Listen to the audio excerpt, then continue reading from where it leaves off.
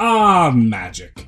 Be it something as simple as throwing a fireball, or something as insane as summoning a beast from another dimension, watching mages, wizards, sorcerers, summoners, warlocks, and the like fling their spells around is one of the cornerstones of the fantasy RPG genre.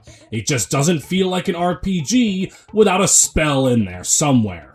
Fire Emblem has had their spell slingers in abundance through the years, being one of the original classes in the first game and appearing in every single game in the franchise. And as you would expect for something that's appeared in every game over Fire Emblem's 30 years, they've had a lot of tweaks every game as the series has gone on. So today, I wanted to look at how the Mage and Sage classes have changed in Fire Emblem's history.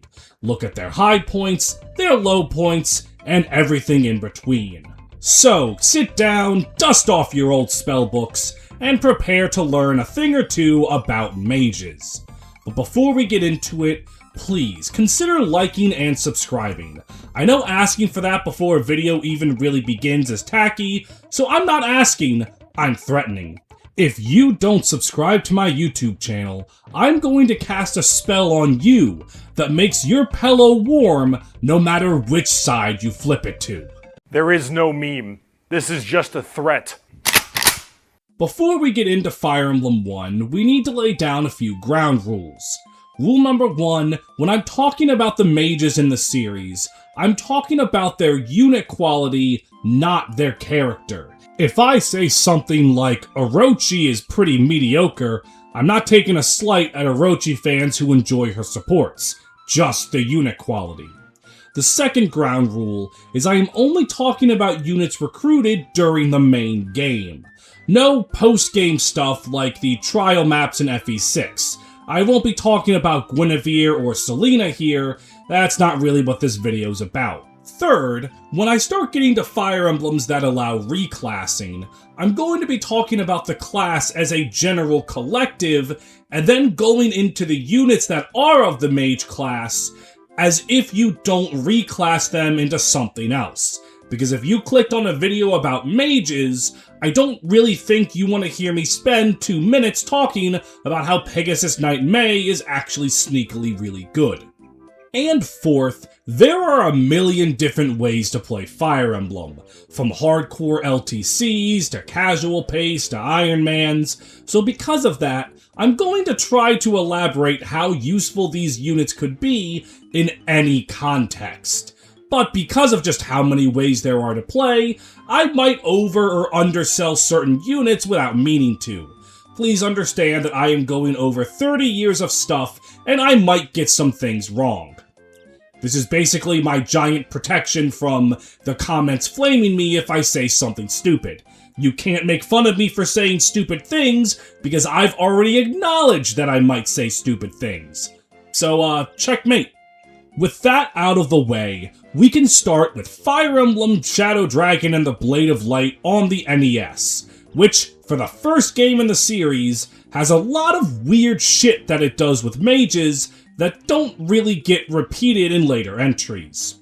For starters, there is no such thing as a magic attack stat. Mages can level up their strength, but it doesn't actually increase the damage of their spells. Magic is set damage. Ooh, that's bad.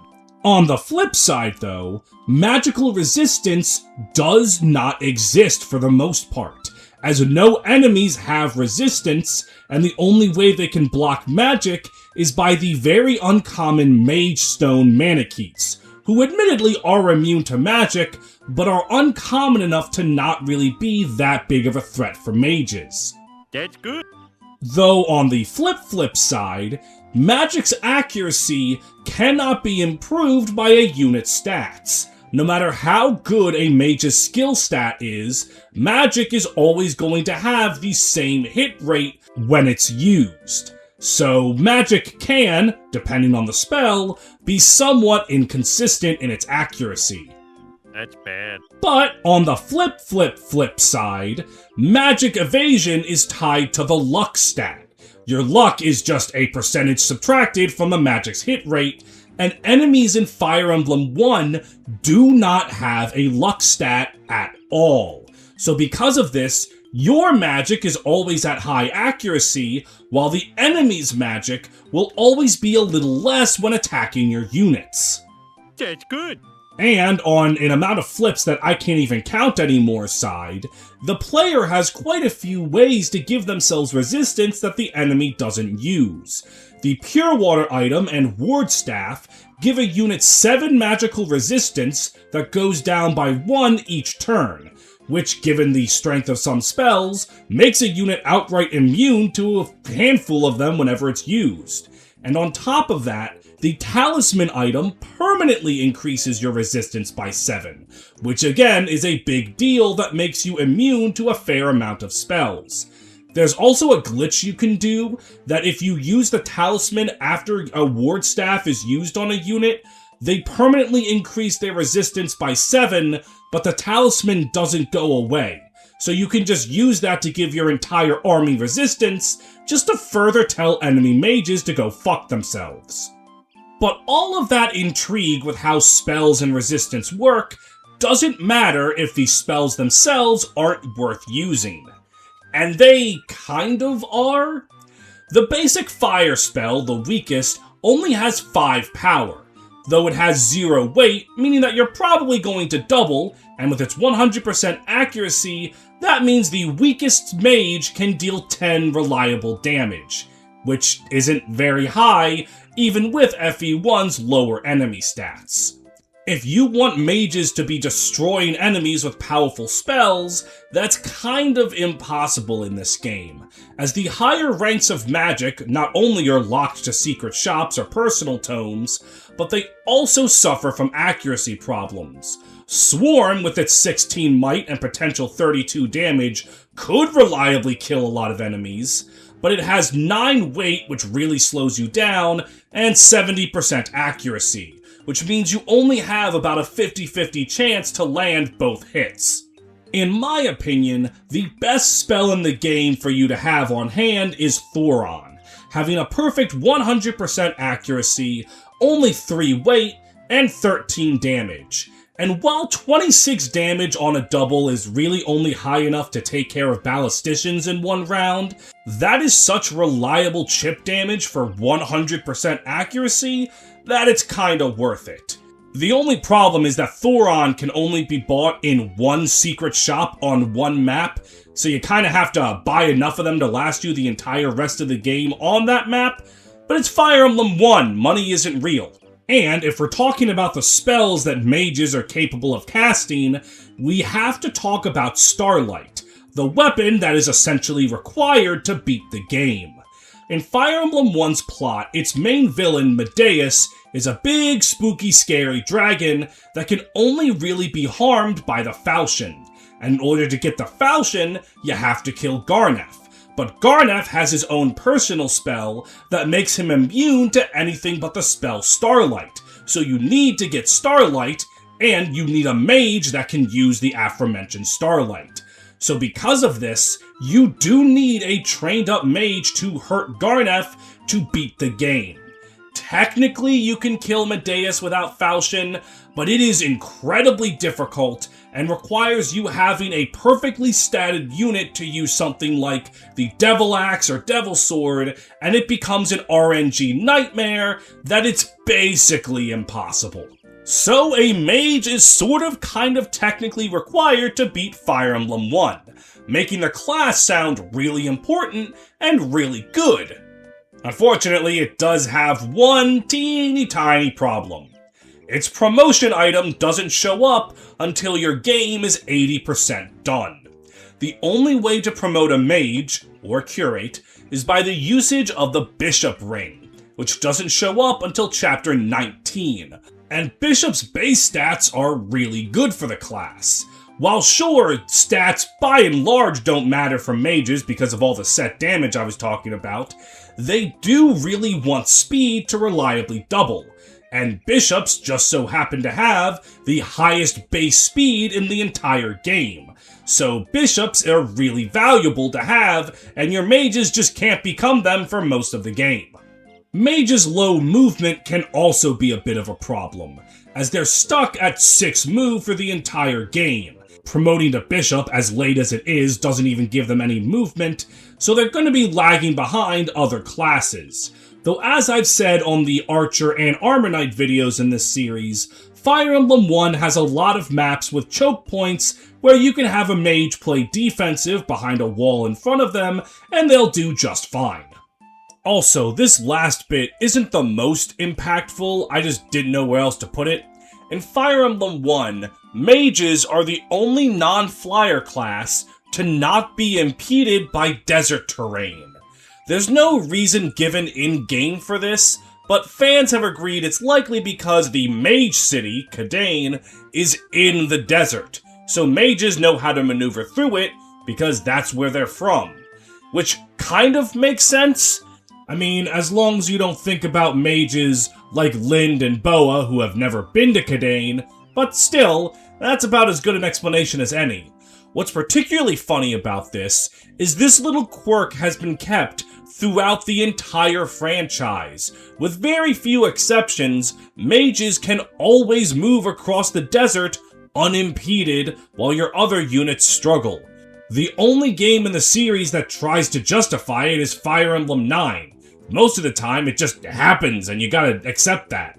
I don't know, I just think it's neat that this weird quirk from Fire Emblem 1 still affects the series decades later. But despite its late promotion time, wonky mechanics, and poor movement, I do think mages are a good class in Fire Emblem 1.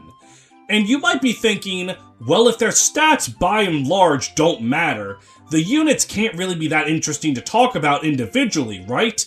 Well, you would surprisingly be wrong.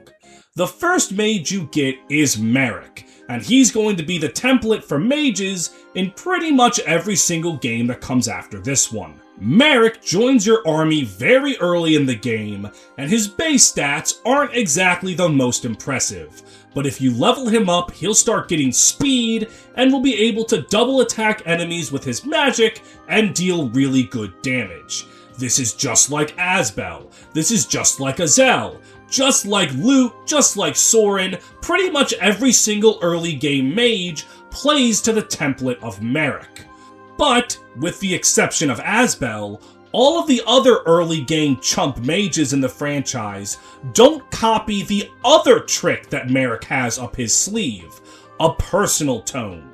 Merrick is the only unit in the game capable of wielding Excalibur, a very, very powerful spell. It has 13 base power, almost no weight, and a good crit chance, meaning that Merrick is tearing enemies asunder for 26 damage, and as early in the game as you get him, that is definitely enough to reliably one-round almost anything, bosses included. So with Excalibur, Merrick can be a very potent boss killer, he can just be a good delete button, he is very strong when you get him. However, he suffers from one major problem. Since mages are only as good as their spells, Merrick's ace in his sleeve is Excalibur. Once that tome breaks, Merrick doesn't have too much going for him that your other mages won't have.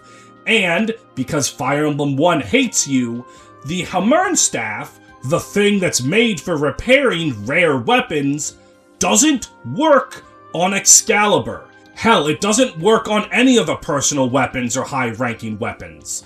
So, once Excalibur breaks, Merrick is going to be stuck doing Thoron, which isn't nothing, mind you, but it's nothing that other units can't do, and since he has to wait so long for promotion, there's a chance that they can do it better. Even still, Merrick's incredible contributions early on are very valuable, and as I've said before, Mage's chip damage can still be really helpful, so I think Merrick walks away as a good unit.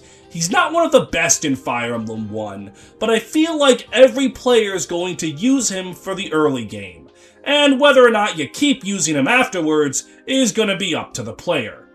It also hurts Merrick that there's someone that you recruit right after him that does his job really, really well. Wendell might damn well be the best unit in the game. If you don't consider it to be him, he's top 3 for sure. And he's really not even that complicated of a unit. All of his growth rates suck shit. But he is a pre-promoted bishop obtainable on the 4th map of the game. Because of this, he gets the bishop's incredible base stats, so he is fast enough to zoom around enemies, double them very reliably with magic, and has the utility of being able to heal with staves. Simply put, Wendell is phenomenal. He really will never gain another point of stats as long as he exists, but he doesn't need them. Having offensive and defensive utility is something that literally cannot happen until you get the Bishop Ring in Chapter 19. So Wendell alone is the honored one for almost 10 chapters, and that is why he's so strong. Literally no one can do what he does. Merrick might be a little stronger than him combat-wise early on because of Excalibur, but Wendell doesn't have to really worry about that because he can also do some good damage and dodge a lot of things pretty goddamn reliably. He might struggle as the game gets towards its twilight stages due to his poor bulk with being an old man, but even then, if you're letting Wendell get hit by something, that's more so because you're not protecting your backline than a fault of Wendell himself. He is an amazing unit and is an auto-include for every Fire Emblem 1 playthrough. This old man is just that good. The third mage in the game is Lind, and she can be pretty solid. She has pretty good base stats for a level 1 mage, though admittedly she's a level 1 mage you get 10 chapters after the first level 1 mage, and that's not even taking into account Wendell, but she does have really good growth rates, and she also has a very good personal tome, Aura. Aura is the single strongest spell in the entire game, having a massive 20 power, and though its weight is a little hefty, you have to remember enemies also get weighed down by their weapons, so if Lind gets enough level ups, you can double with Aura and deal 40 damage every combat, which is going to be enough to one-round most of the enemies in the game.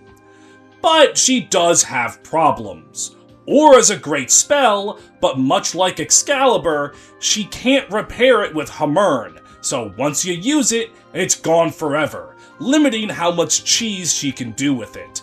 And she is a level 1 unit that shows up over halfway through the game. You have to stop to train her up. You get rewarded for this with a very good statistical mage, but you do have to put in the work. It's worth noting that Fire Emblem 1 was built around Iron Manning, the gameplay style of moving on if a unit dies rather than resetting, so Lind can definitely be seen as a replacement if the player's gotten Merrick or Wendell killed, and in that context, she'll do her job just fine. I wish Aura shenanigans were a bit more reliable and easy to do than they were, but even without them, Lind is a solid replacement. A well-trained Merrick and the existence of Wendell are going to be better than her, but honestly, she still does her job. Also, I will not be covering Boa in this video as a quick aside. While he is a pre-promoted bishop like Wendell, Wendell feels more mage sage coded to me, as he is a part of the magical school of Gaiden, whereas Boa feels more curate cleric bishop coded, as he is literally a bishop. That's not just his class, that's his actual job in lore, so I'm going to cover him whenever I do a video on priests, clerics, and bishops. Fire Emblem 1 has a lot of classes blend together that later games separate. I've run into this problem before with the Myrmidon and Pegasus Knight video. Fire Emblem 1 has some quirks. The final mage you recruit in the game is the White Sage Gateau. He's recruited on the final map of the game, has a perfect 20 in weapon level, speed, and skill, has good bulk, and he basically just exists to give the player a little bit of help at the end of the game. He comes in with a Swarm Tome, the most powerful spell that's not a personal weapon, and just exists to give the player a little nudge. By this point in the game, you probably have your army well prepared, with the units that you've built up throughout your journey, and Gateau is there as a backup plan. If you've lost some valuable pieces and can't field a full army, Gateau will be there to lend some staff usage, lay down some damage, and just support you in the final battle. He's not strong enough to carry the map on his own, but he's still a big help. He's a very well-designed Gateau. There's an archetype of units named after him, and I think he's one of the better ones at his own archetype. There isn't too much else to say about him other than he's a good final map unit, so yeah, that's Mages in Fire Emblem 1. There's a lot of weird quirks about them, I think they're really interesting, but that was a lot to talk about. Thankfully, Fire Emblem Gaiden surely has very simple mages that don't do anything unique that I don't need to spend 30 minutes talking about another NES game.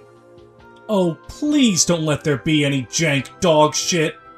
With Gaiden, Fire Emblem Gaiden has completely revamped how spells work.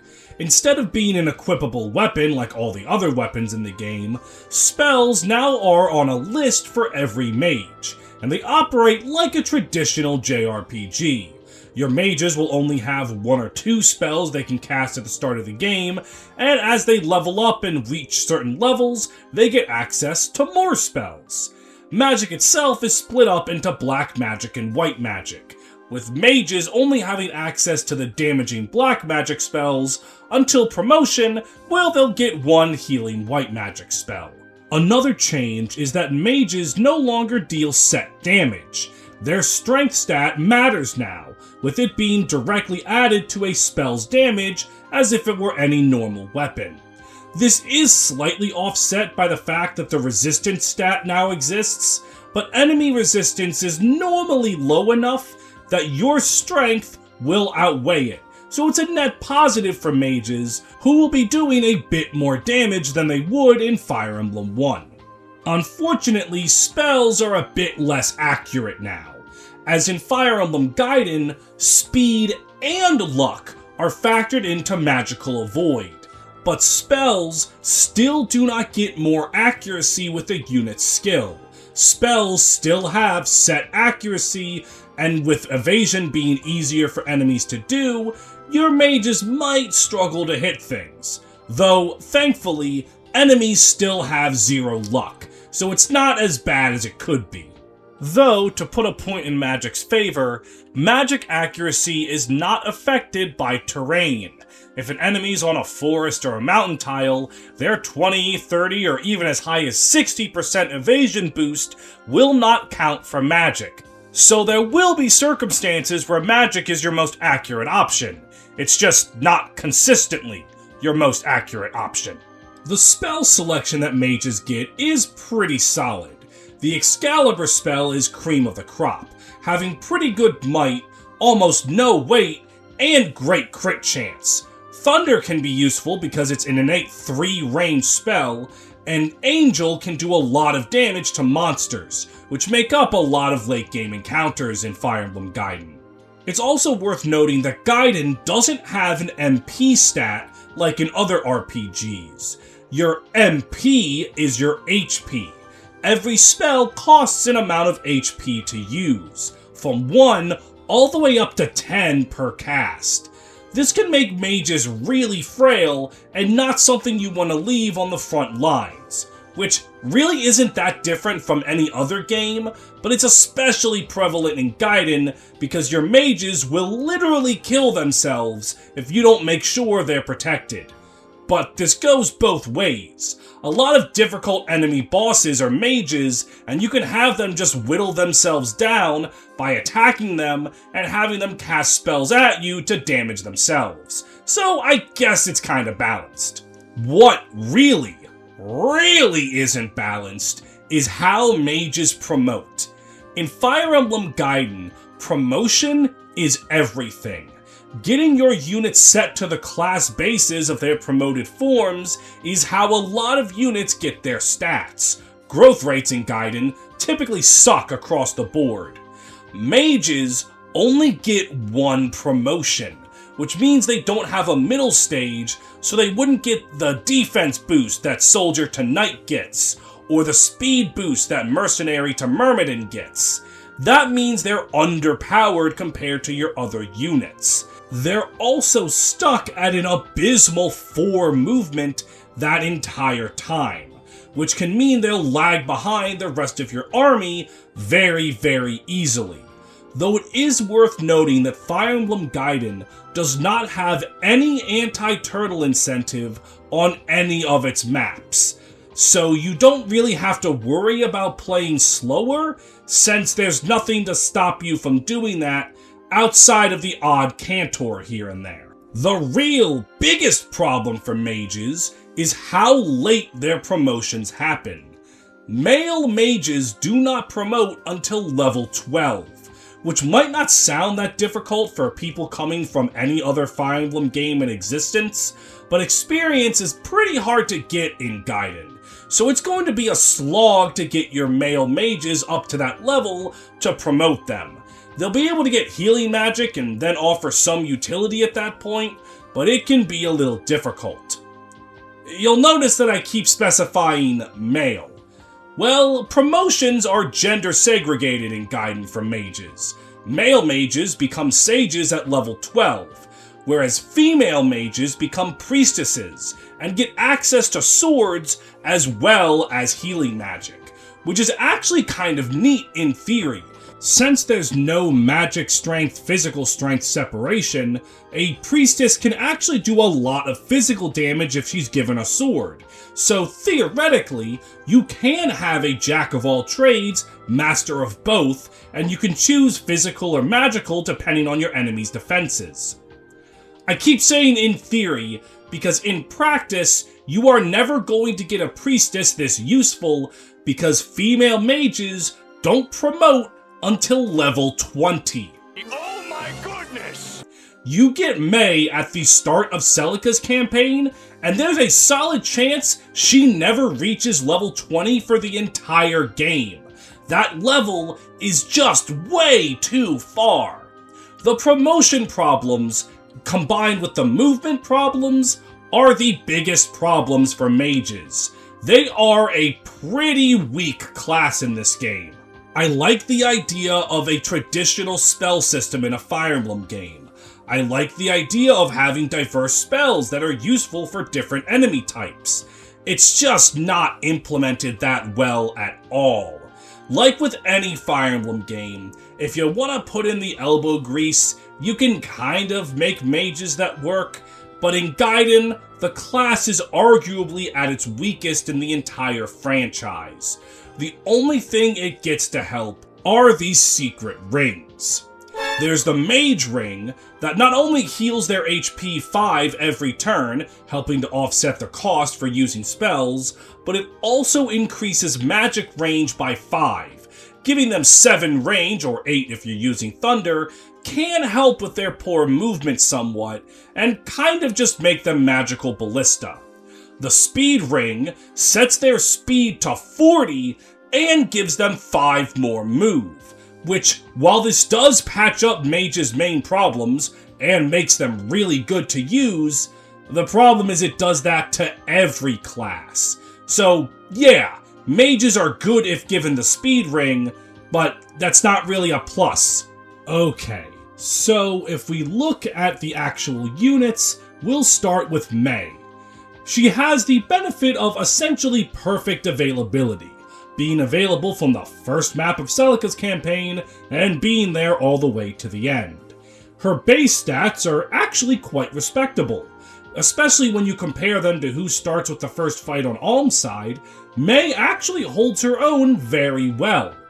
The problem is how she grows, or rather, how she doesn't. May's biggest problem is that 10% speed growth rate she has. So while her base speed is going to be enough for a bit, it's very quickly going to become not enough, and she's just going to not be able to do any damage, despite having a pretty good magic stat and a nice selection of spells to learn. And the less said about waiting to level 20 to promote, the better. May is useful early on in the game because you literally don't have anyone else, but once you get past Act 2, she's really going to struggle to keep up, both in speed and in movement. Celica's later maps are not kind to low movement units, with the swamps and deserts plaguing them, so May is just gonna fall off a cliff. Not much else to say other than, well, she's better than Bowie. Bowie is really bad. He doesn't have good base stats like May does, and he has the same shitty speed growth. He does have the advantage of being a man, which means he can actually promote at a level that, while still ridiculous, is not quite as ridiculous as May, and he can also have some pretty good bulk.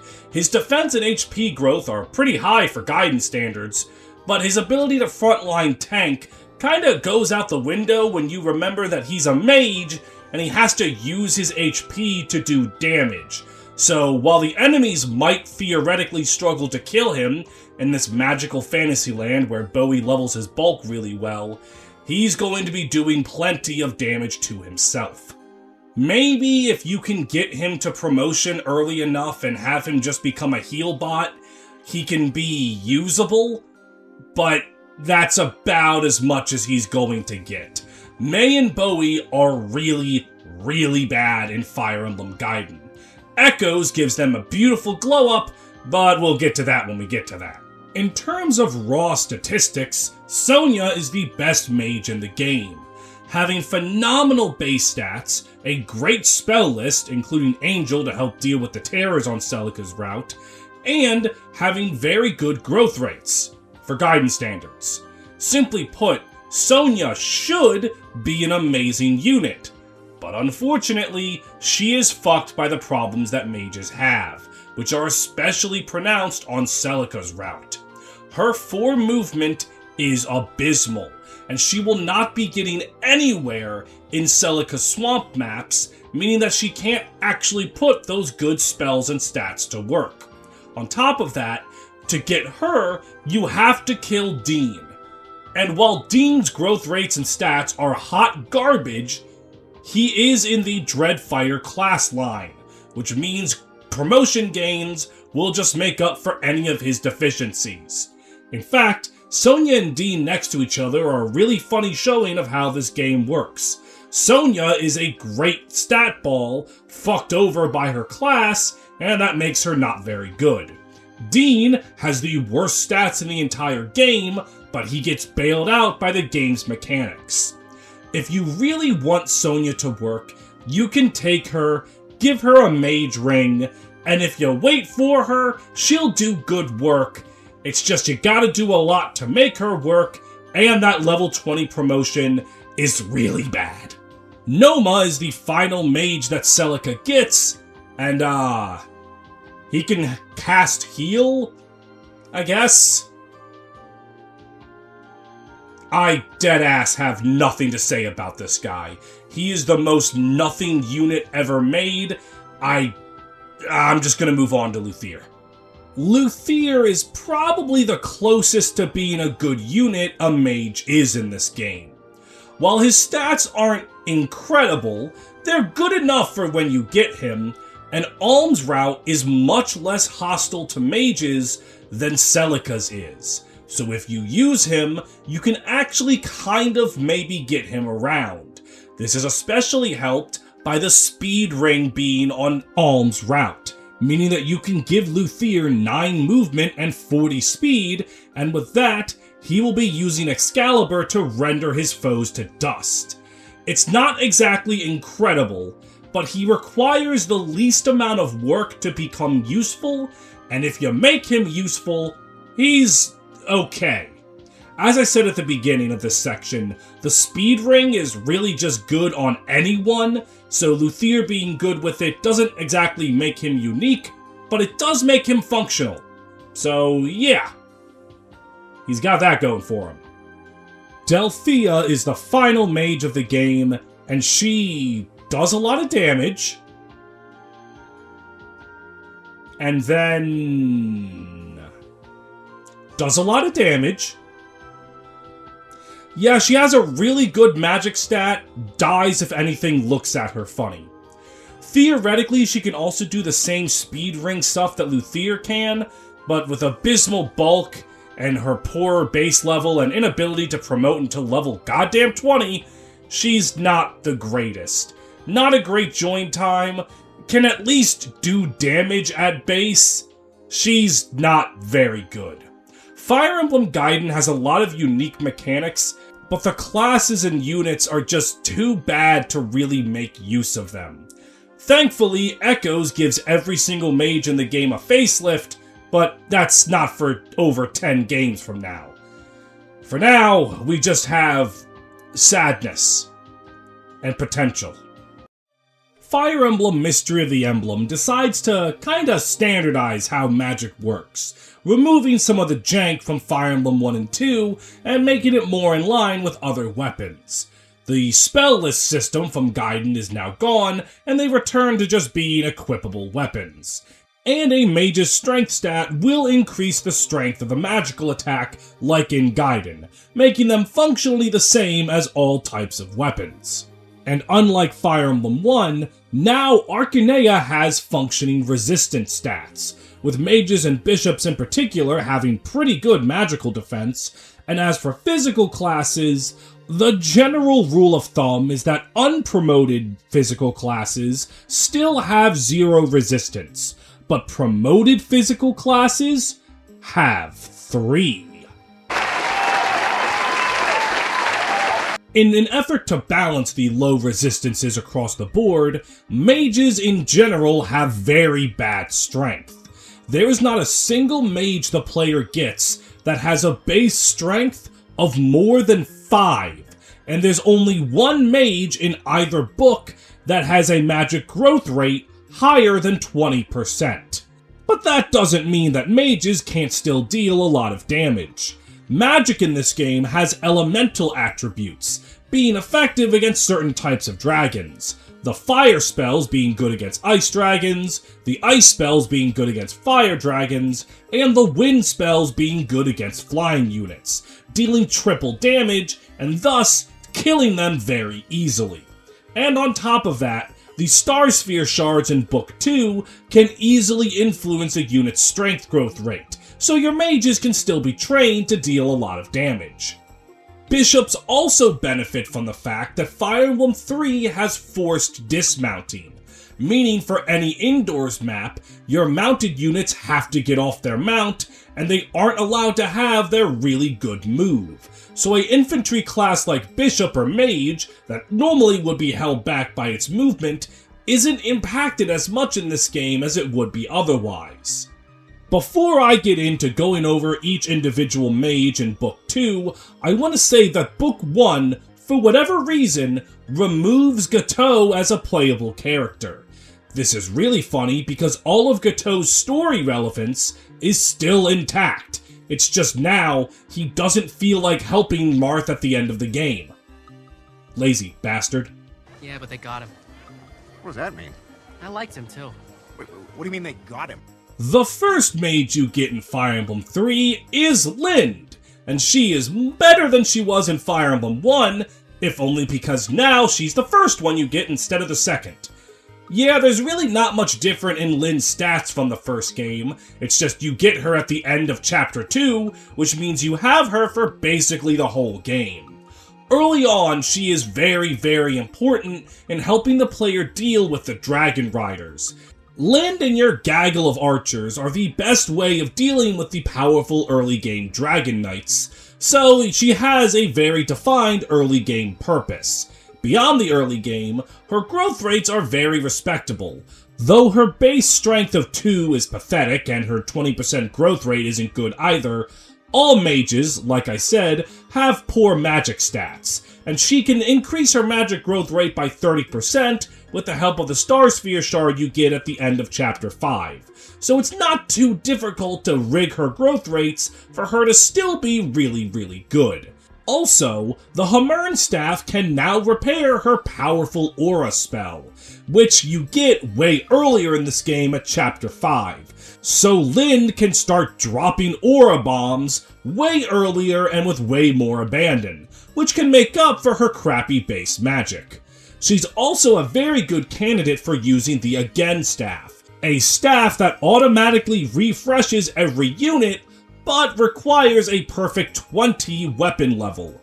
I didn't mention weapon level in FE1 because no mage struggled to ever get weapon level to use every tome, but in Book 2, getting that perfect weapon level to use again can be a little difficult, so Lind reaching that threshold easy enough if you train her is a perk in her favor. She's got solid growth rates, solid availability, and her weaknesses can be very easily patched up. Lind is a very good mage, and worth using for every Fire Emblem 3 playthrough. The only other thing I want to talk about is that Lind comes in with Nosferatu in her inventory, which is a spell in this game that bizarrely can only be used by women. Apparently, according to Arcanea, only women are allowed to suck the blood out of their enemies to cure stab wounds. This is particularly funny because Lind is the only female mage in the entire game, so unless you promote Militia or Yumina, no one else can use Nosferatu but her, and she essentially gets 2 proof tomes. Which is kind of funny. The second mage you get is the young boy Ubello, and he is not very good. His base stats are the real problem.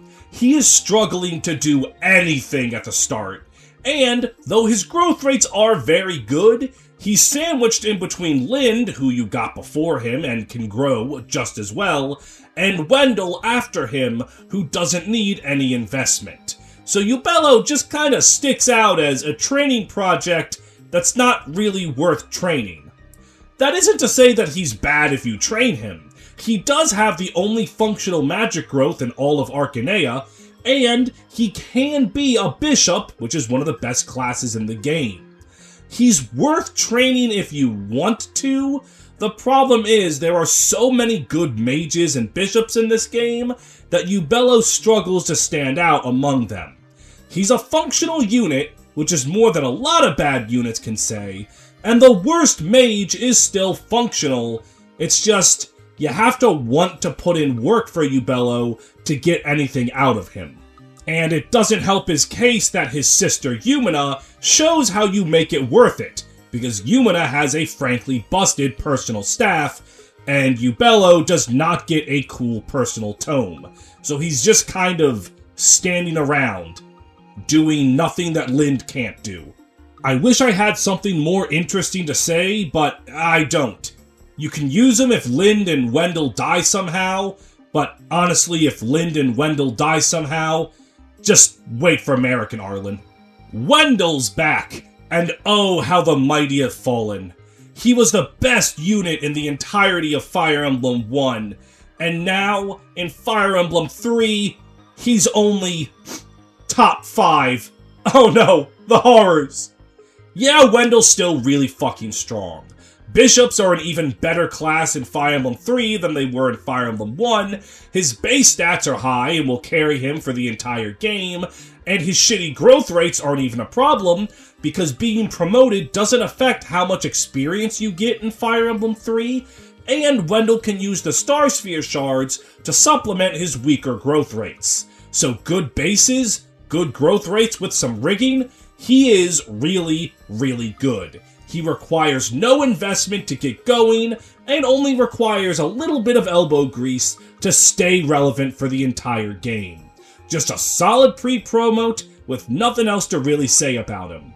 I guess him being a bishop is slightly less impressive, since the bishop rank is now obtainable at chapter 9, or even as early as chapter 5 with a secret shop, so he's not going to be your only bishop for as long as he was before, but who cares? He's still really good. Merrick is the 4th mage you acquire, and he is, once again, really good. His base stats are solid, he can promote right away since he comes in at level 10, and it's worth noting that the Bishop Ring is acquired at the end of the map right before him, so he can instantly become a bishop and start cleaning house. Though it might not entirely be worth it to do that, as you're about to enter Henri's Way, which has a lot of dragons that he can do super effective damage against, get a lot of levels, and with the Star Sphere shards you required before getting him, he can get his magic growth rate over 100%. So it might be worth it to give him a few levels as a mage first to patch up his poor base magic. And on top of that, Merrick still has Excalibur, though admittedly it's not as insane as it was before, since there are a lot of other spells that the player can use, and with magic being able to affect spells, the high power of Excalibur isn't as required as it was before, but it's still a really good spell. Merrick also, bizarrely, has a unique promotion. He has a unique map sprite as a bishop, and unique promotion gains compared to the other two male mages. This is only true for Merrick. No other unit in the entire game has a special promotion like this. I guess they just really liked Merrick over at Intelligent Systems. And on top of that, Merrick is technically required for complete recruitment in this game, as in the final boss battle, he's the only one that can snap the sister Elise out of her mind control, so he is, in a way, required. I mean, not technically required, because if you don't recruit Elise, Medeus just eats her and heals, which doesn't stop you from killing him, but like, come on man, don't let him do that. The final mage in Fire Emblem 3 is Arlen, and it is not really interesting to talk about him. Not because he's bad, but because he's literally just second Merrick. He joins on the exact same map as Merrick. His base stats are literally identical to Merrick's across the board in everything except weapon level, which Arlen has 2 more points of. And while his growth rates are slightly worse than Merrick's, thanks to the Star Sphere shards, that doesn't matter at all. So he is, for all intents and purposes, just a second Merrick. Merrick's better promotion gains do mean you should use him over Arlen, but if Merrick dies, or you didn't want to use Lind, or you just like having Arlen around, he'll just be the exact same as Merrick, just minus Excalibur, which, like I said, isn't as big of a boon as it was before. He'll do the job really well, he's a really good unit, it's just, he's Merrick again. He's a slightly worse Merrick, which, comically, fits with Arlen's lore really well, and if you ever told him he's a slightly worse Merrick, even though that doesn't mean he's bad, he'd probably kill you on the spot. But, yep, that's what he is. Merrick 2.0, or like a 1.9, I guess. Mages in Fire Emblem 3 are very good across the board. Even Ubello can be a competent unit if you train him up. None of them are irredeemable, which is something that a lot of other classes can't say. All in all, Fire Emblem 3 is a very good showing for the class. It's always worth it to have a bishop or 2 or 3 going around the map. So honestly, good for them! Good for them. Fire Emblem Genealogy of the Holy War gets a little funky with how it handles its mages. For starters, this is the first game in the series to have the weapon triangle, and magic has one of its own, with fire magic being strong against wind magic being strong against thunder magic, and thunder magic being strong against fire magic. Fire Emblem 4 also has light and dark magic as weapon types, and both of them have an advantage over the other 3 elements, which would later be coined as anima magic. And there isn't just one uniform mage into bishop promotion anymore. There are 5 types of unpromoted mages, and 3 types of promoted mages. And one of those types has gender differences, so it's kind of like 4 different types. You have fire, wind, and thunder mages, not to be confused with mages, who don't have any element in front of their name, and there's also the bard class. If a mage has an element in front of its name, it can only use magic of that element. Mages that don't have an element in front of them can use all 3 types of anima magic, and bards can use all 3 types of anima magic in addition to light magic.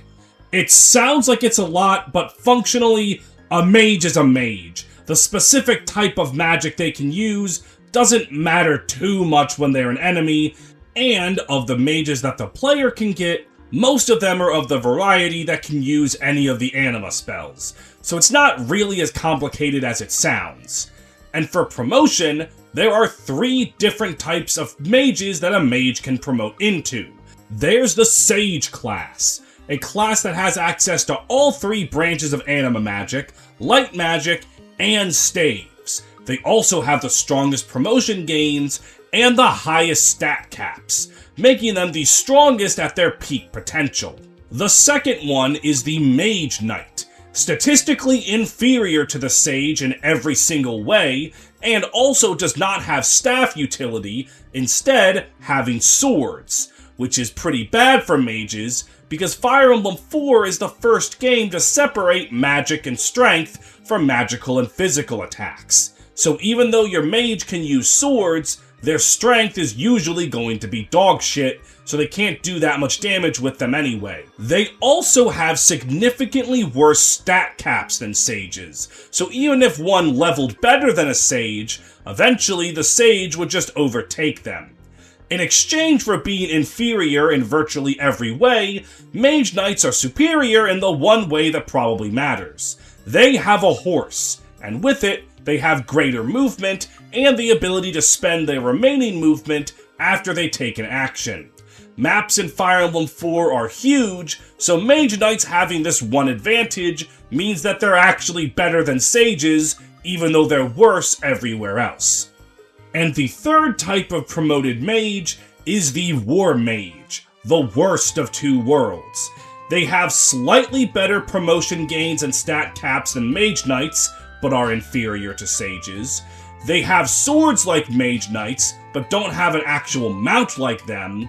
And on top of that, they're weirdly gender-locked, where only female war mages get access to staff utility. If you're a man, you just get swords, so you're a worse Mage Knight in every single way. However, all that interesting jank with the class system doesn't matter if the spells aren't any good. And, thankfully, magic is still quite powerful in FE4.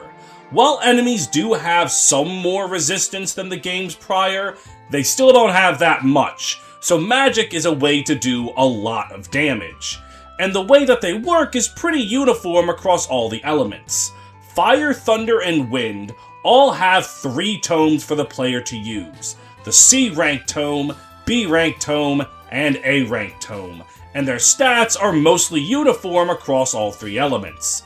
The C-rank tome for all of them has 8 might and 90 hit.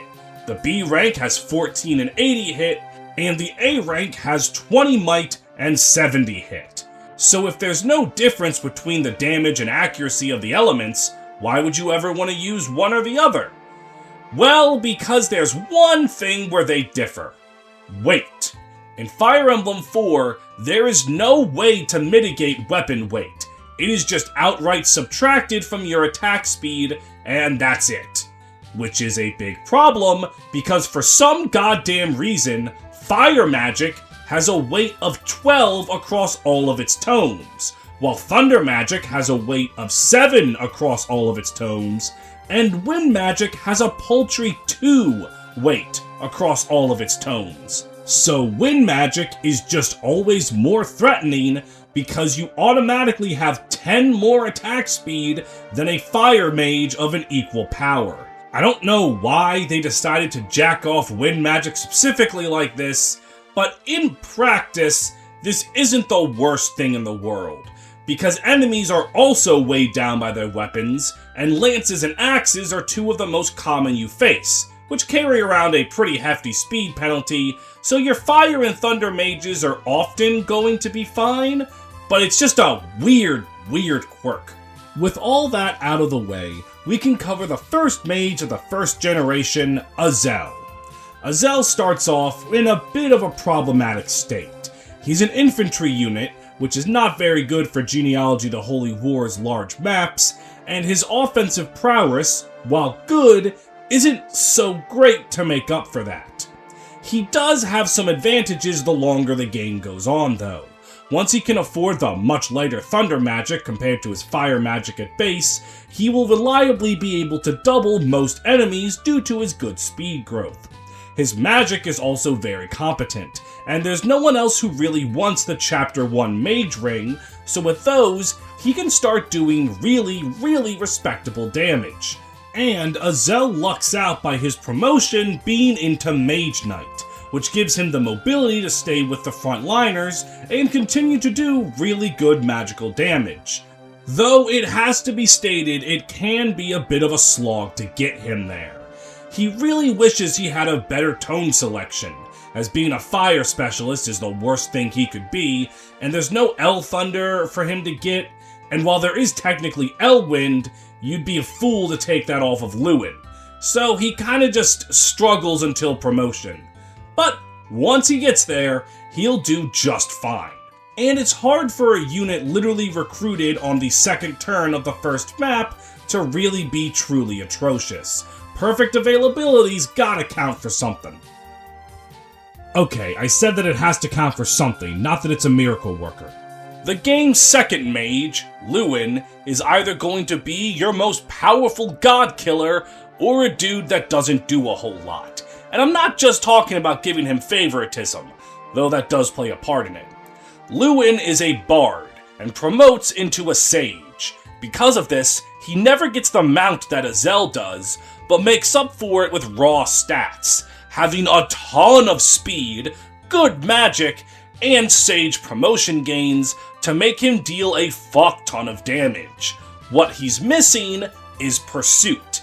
In Fire Emblem 4, not every unit has the ability to double attack. They need the pursuit skill, and Lewin doesn't have it. He does have Adept and Critical, which, due to his very high speed and skill, do have a pretty good chance of activating, but the problem is, when it activates, Lewin fucking kills whatever he's looking at. When it doesn't activate, he attacks one time for good damage, and then just stops to take a smoke break. His damage is all about gambling. He's either going to kill everything or nothing with no in-between. This can be patched up if he's given the Pursuit Ring, though. With the Pursuit Ring, his magical stats, and Adept and Critical, he's going to be a damn near impossible to stop killing machine, and a lot of people consider him to be one of the best Pursuit Ring users because of it. The other really neat thing about Lewin is he's the only mage in the first generation to get access to an ultimate tome. I didn't mention them in the mage breakdown because, for the most part, they're enemy only, but Lewin gets access to Forseti towards the end of Chapter 4. This magical tome not only has a whopping 30 base damage, but also gives him 10 skill and 20 speed when he's equipped with it. Combine that with Adept, Critical, and his own impressive stat line, and nothing in the game is surviving Forseti. Of course, there's only one more chapter to use this once you get it, but by God is he immune for that chapter. And there are some very difficult enemies that Lewin can help you with there. I know that there's a way to kill Langebolt without Forseti, but I've never done it, and I don't know what it is. Beyond just the Pursuit Ring, though, he is an infantry unit in Fire Emblem 4, so you will have to kind of wait for him to catch up for your army for him to do something. At a casual pace, this means absolutely nothing since you're probably doing that anyway, but on higher level FE4 play, he's gonna not be nearly as useful. Still though, a god for casual players is completely fine, since that's what most Fire Emblem players are. If you're doing an Iron Man where you're playing slow and safe, he's gonna be a huge boon there as well. He's just a very powerful unit with some flaws that can be pretty easily mitigated with enough player love and elbow grease. Tal 2 is the game's third and final mage for the first generation, and she is the Thunder specialist to go along the Fire and Wind specialists before her. Tal 2 is not very good.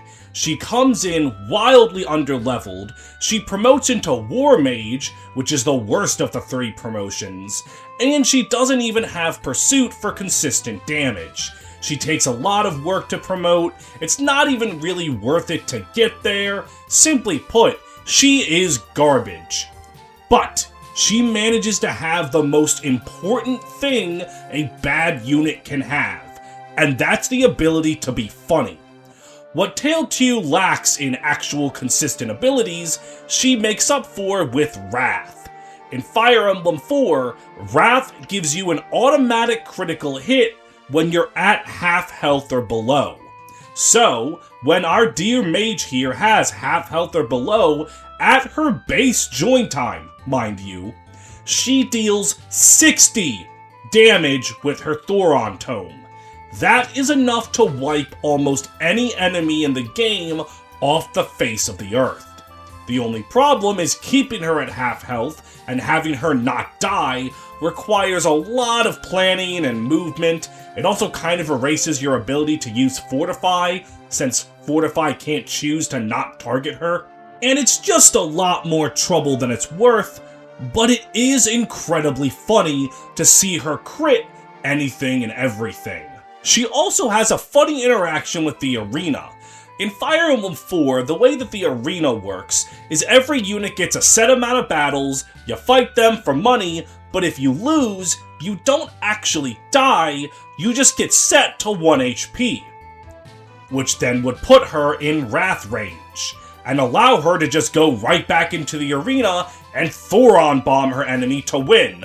Or you can have her leave whatever castle or town she went into, and now she's at 1 HP in Wrath range to go fight on the battlefield. None of this makes her good, but it does make her funny, so you might find some value in trying to make her a Wrath god. Oh, and also she's an infantry unit in Fire Emblem 4, though I don't feel like I need to repeat that every single time. You understand why that's not great. Call an ambulance! Call an ambulance! But not for me! But honestly, 2 out of 3 mages in the first generation being good is, in my opinion, pretty good. It's not a terrible showing for the class, though it's not quite as good as they were in FE3, but we'll take what we can get. The first mage of the second generation is Arthur, Tao Chu's son, and because he's a child unit in FE4, his quality is going to vary wildly depending on who his father is. But regardless of who his father is, he's going to have great availability, showing up in the first chapter of the second generation with a Wind Tome in tow and the skill Wrath, meaning he's capable of doing really good damage right out the gate. And he's the second generation's Mage Knight, meaning he's going to have the mobility to contribute on the front lines as the game goes on.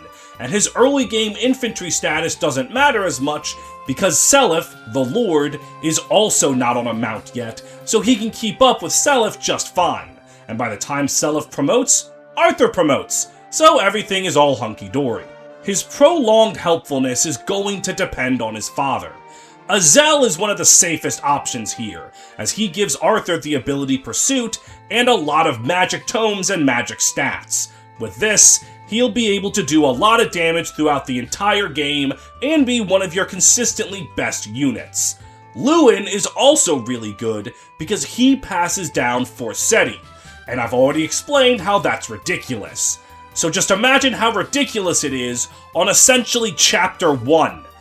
Yeah, Forseti Arthur is fucking broken and insane, only held back slightly by Arthur's poor stat caps as a Mage Knight, and the fact that you need to hand down the Pursuit Ring in order for this to work, but those are very, very minor inconveniences and not something that actually hold Arthur back. Those are the 2 best fathers for him, but if you want to be funny, you can also hook Tail 2 up with Arden or Lex to give the Vantage Wrath combo. And Vantage in Fire Emblem 4 means you always go first even on enemy phase. So you get Arthur down to half health, have Wrath active with Vantage, and he automatically crits everything in the game before they can attack him.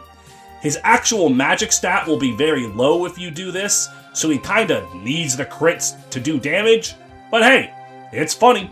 If Tao Chu is dead, Arthur's substitute is a mid, And despite being literally mid, he's actually not that terrible for substitutes. His stats are actually quite impressive, owing to the fact that he has Holy Blood, and he comes with a Wind Tome, which is the best tome he could possibly come with. He has a decent chance to proc Adept and kill things. He's not terrible, but he is a mage fighter instead of a mage knight like Arthur. And he's a man, so he doesn't even get staff utility when he becomes a mage fighter. He's still pretty decent as far as substitutes go, but yeah, don't get Tail 2 killed, you'd rather have Arthur. I still love my boy though. The second mage of the second generation is Tinny, Tail 2's second child. At absolute worst, Tinny is a better version of her mother, as she shows up at the end of her generation's second map instead of the end of the fourth map like her mother, so she has twice the amount of maps to be useful on. She has all of her mother's same strengths and weaknesses, but just has a lot more time to use them, though admittedly she does have a weaker element in that she can't use Thoron at base. She only can use El Thunder because God hates Tinny. Though you get Thoron right before you get Tinny, so the second she promotes you can slap that on her. And unlike her mother, she has a father that can actually help her and make her more useful before that point. The same general points about Arthur stand for her as well. Azel and Lewin are the best options, Arden and Lex can be kinda funny, though unlike Arthur, she's never gonna be the best unit in your army because she doesn't get a horse and War Mage sucks ass. There's not much else to say about her because she is very, very similar to her mother. Funny to use, maybe a bit better to use than her mother, but that's about it. Now, the unit that is interesting to talk about is her replacement. If Taltu died in the first generation, Tinny is replaced by Linda, who operates very, very similarly to Taltu and Tinny, but kind of better. She also has Wrath for the exact same shenanigans they can pull. She can use Thoron at base, unlike Tinny, so you can just give her the tome from the dead Ishtar and have her do what Taltu does. And she has Paragon, doubling her experience growth and letting her get a lot of stats really easily. She can speedrun to promotion, and then from there, just do Wrath critical shenanigans for the entire game. She's only better than Tinny in a vacuum, though. The problem is, you don't just replace Tinny, you also replace Arthur, and a mid is nowhere near as good as him. And while Linda is better than a shitty Tinny, she's not better than a Tinny that you've put any effort into. If Azel or Lewin are her father, she's going to be much better than what Linda can do, even with Paragon. It's not that Linda's an amazing S-tier unit, it's just that she's very surprisingly competent, which you wouldn't expect from a substitute in Fire Emblem 4. So it's worth bringing up for that, but not much else. You still would rather not have a substitute, but if you had to have one, Linda's not a bad option. Now it's time for the motherfucking GOAT. Ced is the third and final mage of the second generation, and he is a big ball of stats. He is statistically, no matter who his father is, one of the strongest units in the second generation, sporting incredible offensive potential, great offensive skills with Pursuit and Adept no matter what because of his mother, and he has the Sage's high stat caps to work with, meaning he's going to be a monster on the battlefield. And if you give him a magical father like Azel or Lewin, well, that's all the better, and he'll be damn near unkillable. In fact, Forsetti in his hands makes him arguably the strongest unit in the entire game. He is still a Sage, so he does still need to worry about movement problems, but honestly, he's so powerful that that doesn't matter. He's so good that he can suffer an integer overflow with his speed stat if Lewin's his father, and have it set down to one of its lowest possible base stats, and he doesn't give a shit, he'll just level up speed enough to not matter anymore. He is absolutely amazing, and someone you should consider using in every playthrough of Fire Emblem 4. Ced is so good that his substitute, Hawk, is also one of the best units of the second generation, and I'm not having an asterisk with that statement for substitutes only. He would actually be one of the best units if you dropped him in with all of the non-substitutes. Hawk has Pursuit automatically. Really good start. His base stats are ridiculous, having over 20 in both magic and speed. His speed growth rate is really good, and while his magic can be a little low, he has an event the next chapter that increases it by 3 for no goddamn reason, and depending on his lover, he can increase it by 3 more on the final chapter, meaning you would only need to level it up twice to get to the cap for sages. He can do a lot of damage, a lot of support, and he is damn near as good as Ced because Hawk is just that fucking awesome. If you ever get Fury killed in the first generation, you almost don't give a shit, because Hawk is going to come in and do the job damn good. And that wraps up mages in Fire Emblem 4. A large diversity of them here with all kinds of different classes, promotions, elements. There's a lot to dissect about mages in this game, but they end up pretty good. Though this is shaping up to be a really long video. Hopefully mages in Fire Emblem 5 won't have any really weird fucking quirks, and we can just have a really quick segment.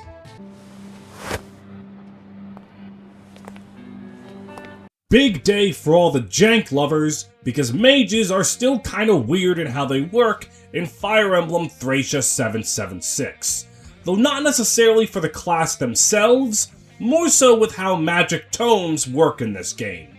But before we get into that jank, let's talk about the class themselves, as they've lost some stuff both pre- and post-promotion. The concept of individual elemental mages does not exist in Fire Emblem 5. Fire, Thunder, and Wind mages are not a class. It's just mages and bards. And bards were given the ability to use light magic, though I really should be saying bard singular since there's just the one. And as for promotion, war mages have also been removed. Mages are now going to promote into either sages or mage knights. No more war mages! Even though, ironically enough, due to Thracia being a game with forced dismounting, war mages probably would have actually had a reason to exist. And the sage class is not just for mages, as there are 2 sisters in this game that can promote into sage as well, though I'll be covering them on a video about healers, curates, and priestesses, because I feel like the 2 of them are more in line with that class line. It's really just because they can use staves before promotion, even though they can use magic that makes them feel more like a healer to me. If that logic doesn't make sense to you, fair enough. Class distinction in a lot of these early Fire Emblems are arbitrary anyway. As for the way that magic works in this game, it's kind of interesting. There is no magical resistance stat in this game, but I don't mean that in the sense of Fire Emblem 1, where there's no magical resistance at all. Instead, in Fire Emblem 5, your magical resistance and your magical attack are both the magic stat, working similar to how Special worked back in Pokemon Red and Blue. So because of this, if your mage levels up to do more damage, they're also going to level up to have more bulk.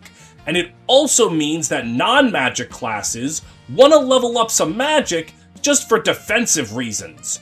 Or offensive if you want to give them a magical sword. This change also affects how you use certain items. Before, the Ward and Pure Water stats were defensive tools to help you out against enemy mages. But now, you can use Pure Water and Ward for evil, increasing the damage of your own mages, even getting them past the 20 magic cap, to do some nutty stuff. So it's an interesting mechanic to work with. The other mechanic is that Fire Emblem 5 is the first game in the series to allow you to mitigate weapon weight. In Fire Emblem 1 to 4, a weapon's weight was just subtracted from your attack speed. No ifs, ands, or buts about it. But in Thracia, they introduced the Constitution stat. So now a weapon's weight is subtracted by your constitution, and if the answer is 0 or less, you don't get any speed penalty. But what does this have to do with mages? That sounds like it's just a general mechanic for everyone. Well, for whatever reason that I cannot, to this day, know if it's an intentional design decision or a glitch in the programming, tomes do not work with your constitution. They still operate as a flat speed reduction that cannot be mitigated. Your mages will always be operating under a speed penalty. And this affects some of them a lot more than it does others.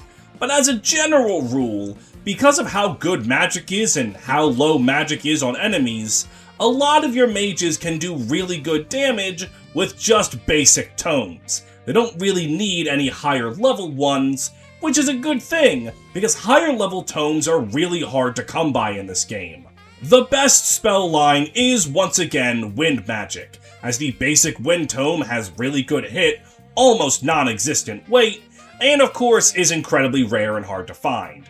You're going to be going through most of the game giving your mages a basic Thunder Tome, which is more than enough for them to rip through enemies. It's just a very, very weird thing that they have going on with weapon weight. But with that out of the way, we can start covering the actual mages in Fire Emblem 5. Remember way back at the beginning of this video when I said that most early game mages copy Merrick's stat line but forget the strong proof weapon? Well, Asbel alone is the exception, because if we just look at his stat line, he looks like any old basic starter mage. His stats are a little low for him to reliably kill anything. As he levels up, he'll get a lot of speed, and by the end of the game, he'll be a killing machine.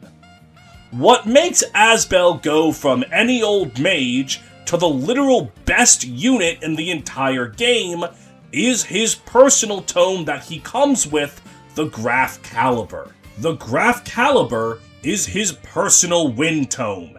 It has a 40% crit boost, 13 base damage, which is double or nearly double all the other tomes you would have access to at this point, and has a very, very respectable 40 uses on top of only having 3 weight. That 40 crit chance in particular is very important, because in Fire Emblem Thracia 776, there's a stat called the follow-up critical coefficient. And to not have to explain every single Thracia mechanic, basically this means that Asbel's critical hit chance is tripled on his second attack, which due to his high speed, Graph Caliber's low weight, and the 40% crit chance, means Asbel is guaranteed to land a critical hit on every double attack. And nothing in the game is going to survive that for most of the game, and even then, it's only a select few bosses at the end that Asbel can't one-shot. And if you're thinking to yourself, well, the Graph Caliber is gonna break eventually, not so, because very shortly after you get Asbel, you get the Hamurn Staff, which means that if you really wanted to use all 5 uses on the Graph Caliber, that's over 100 uses of it. And even if you want to buff up the Kingmaker, or maybe Finn's Brave Lance, you can still easily use 1 or 2 Hamurn uses on the Graph Caliber. It is just going to stick around for almost the entire game. But honestly, the farther you get in the game, the less you really need it, because Asbel's stats are going to balloon. Not only does he have pretty respectable growth rates, the moment you get him, you already have access to the Sed Scroll. And the Sed Scroll increases his magic growth by 10% and his speed growth by 30%, meaning he can snowball very, very quickly. He's also recruited on Chapter 4X, incredibly early into the game, and showing up during one of the most, if not the most, difficult sections in any Fire Emblem game. So he is instrumental to you when you need him most. And, just in case you thought his growth rates alone weren't going to be good enough, he promotes into motherfucking Sage, which gives him promotion gains of +5 magic and 6 speed. And keep in mind, Thracia is a game where all stats cap at 20.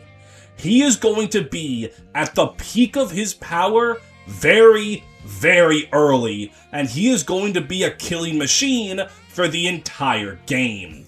His only weakness? I guess for the first level up or two, he might struggle to double things. Oh no! He is frankly ridiculous, and joins the likes of Wendell in Fire Emblem 1 as being the best unit in the entire game. Asbel cannot be overlooked. The only thing holding Asbel back from talks of Seth or Har levels of dominance is he can't do the one thing that's absolutely broken as shit in Thracia, and that's staff shenanigans. When he promotes, he has an E rank in staves. It's very difficult to level up weapon rank in Thracia because there's no discipline skill or arm scrolls. And to put in perspective how broken staves are in Thracia, there's a unit named Shroff. He's a level 12 priest you get over halfway through the game. He has absolutely no remarkable stats, no relevant skills, and he's considered an S tier unit just because he has a staff rank of A when you get him. But still, that's a nitpick, not an actual flaw. Asbel is ridiculous. And after Asbel, we get Olwyn, who's, none of that. Olwyn is a pre-promoted Mage Knight, which is kind of a problem. On the one hand, there are a lot of outdoor maps when you get Olwyn where she can actually ride around and do some magic stuff. While she would have appreciated the higher stat gains of being a sage, her mount lets her do some things. She runs into a problem of her base stats being absolutely atrocious. Olwyn has okay-ish magic and speed when you get her, but because she's a pre-promote, she levels up really slowly. This pairs very poorly with the fact that she actually does have respectable growth rates, especially when the growth rate boosting scrolls are put into account, so she can't level up as much as she wants to. The other problem is the thing that's designed to make Olwyn unique is the Dire Thunder Tome, a very powerful thunder spell that acts as a brave weapon. She gets 2 consecutive attacks with it. Now, that sounds really good. Especially with the low magic that enemies have, it sounds like she should be able to one-round almost anything in the game. But she doesn't. First of all, though Dire Thunder is powerful, it's also very heavy, having a massive 12 weight, which, since there's no way to mitigate that, means a capped speed Olwyn has only 8 attack speed. And not even getting into the fact that for most of the game, she's gonna have 0 with it. This means Olwyn is always getting doubled by enemies, and Olwyn is made of glass. She will die very, very quickly if you try to do this. Some people say that you can give her the Vantage Scroll, which causes her to automatically attack first, and theoretically that would fix this problem, because due to Vantage, she would attack twice, kill them, and it'd be great, but her accuracy is dog shit. Her skill stat isn't good, and the Dire Thunder is pretty inaccurate. So there's a good chance she misses with Dire Thunder, and if she misses so much as once, she's not killing anything, and almost any enemy in the game can kill her in retaliation. Olwyn's stats can be decent if you give her any tome other than Dire Thunder, but at that point, you're just using a weaker Asbel and a weaker version of the character I'm going to talk about next. She does get another proof weapon later on with the Blessed Sword, but her stats just aren't good enough. If you put in the effort and give her scrolls and a lot of babying, she can maybe be useful, but I really don't think it's worth it to do that when Thracia has so many good spellcasters that make her kind of redundant. And because not using her and actually killing her helps the player, though I'll get to him in a moment. Before we get to that though, we have to talk about Homer, Fire Emblem V's lone bard and another really, really powerful unit. While he doesn't have graph caliber like Asbel, he does still have amazing stats, good growth rates that can be very easily scroll abused as well, and though his base level is very low when you get him, that actually kind of plays to his benefit because he has the Paragon skill, which will double his experience gain and make it very easy for him to promote into a Sage, which as we already established, makes him unkillable just by promotion gains alone. At worst, Homer is a second Asbel running around, and at best, if you're doing an Iron Man run where Asbel is dead, Homer can be a magic carry to help you through the back half of the game. Good stats, good growth rates, and a follow-up critical coefficient of 5, meaning that even without having the graph caliber, he's likely to be critting everything to death just as well as Asbel is. Homer is a really, really good unit. But like Asbel, he does have the weakness of not being a very good staff user because he can't get his staff rank up, and he's in an even worse spot than Asbel with that because he shows up later. So he might struggle to find a place on some maps if you're deploying the likes of Salem, Linoan, or Sarah, but even still, he's going to be really, really useful for very little investment. So he is one of the better units in Fire Emblem 5. The fourth mage you get is the Mage Knight Ilios, who's basically what if Olwyn didn't suck. He comes in about halfway through the game with really respectable base stats. His speed is really good, his bulk is actually outright impressive, and he has the Miracle and Soul skills, which give him incredible survivability on the front line.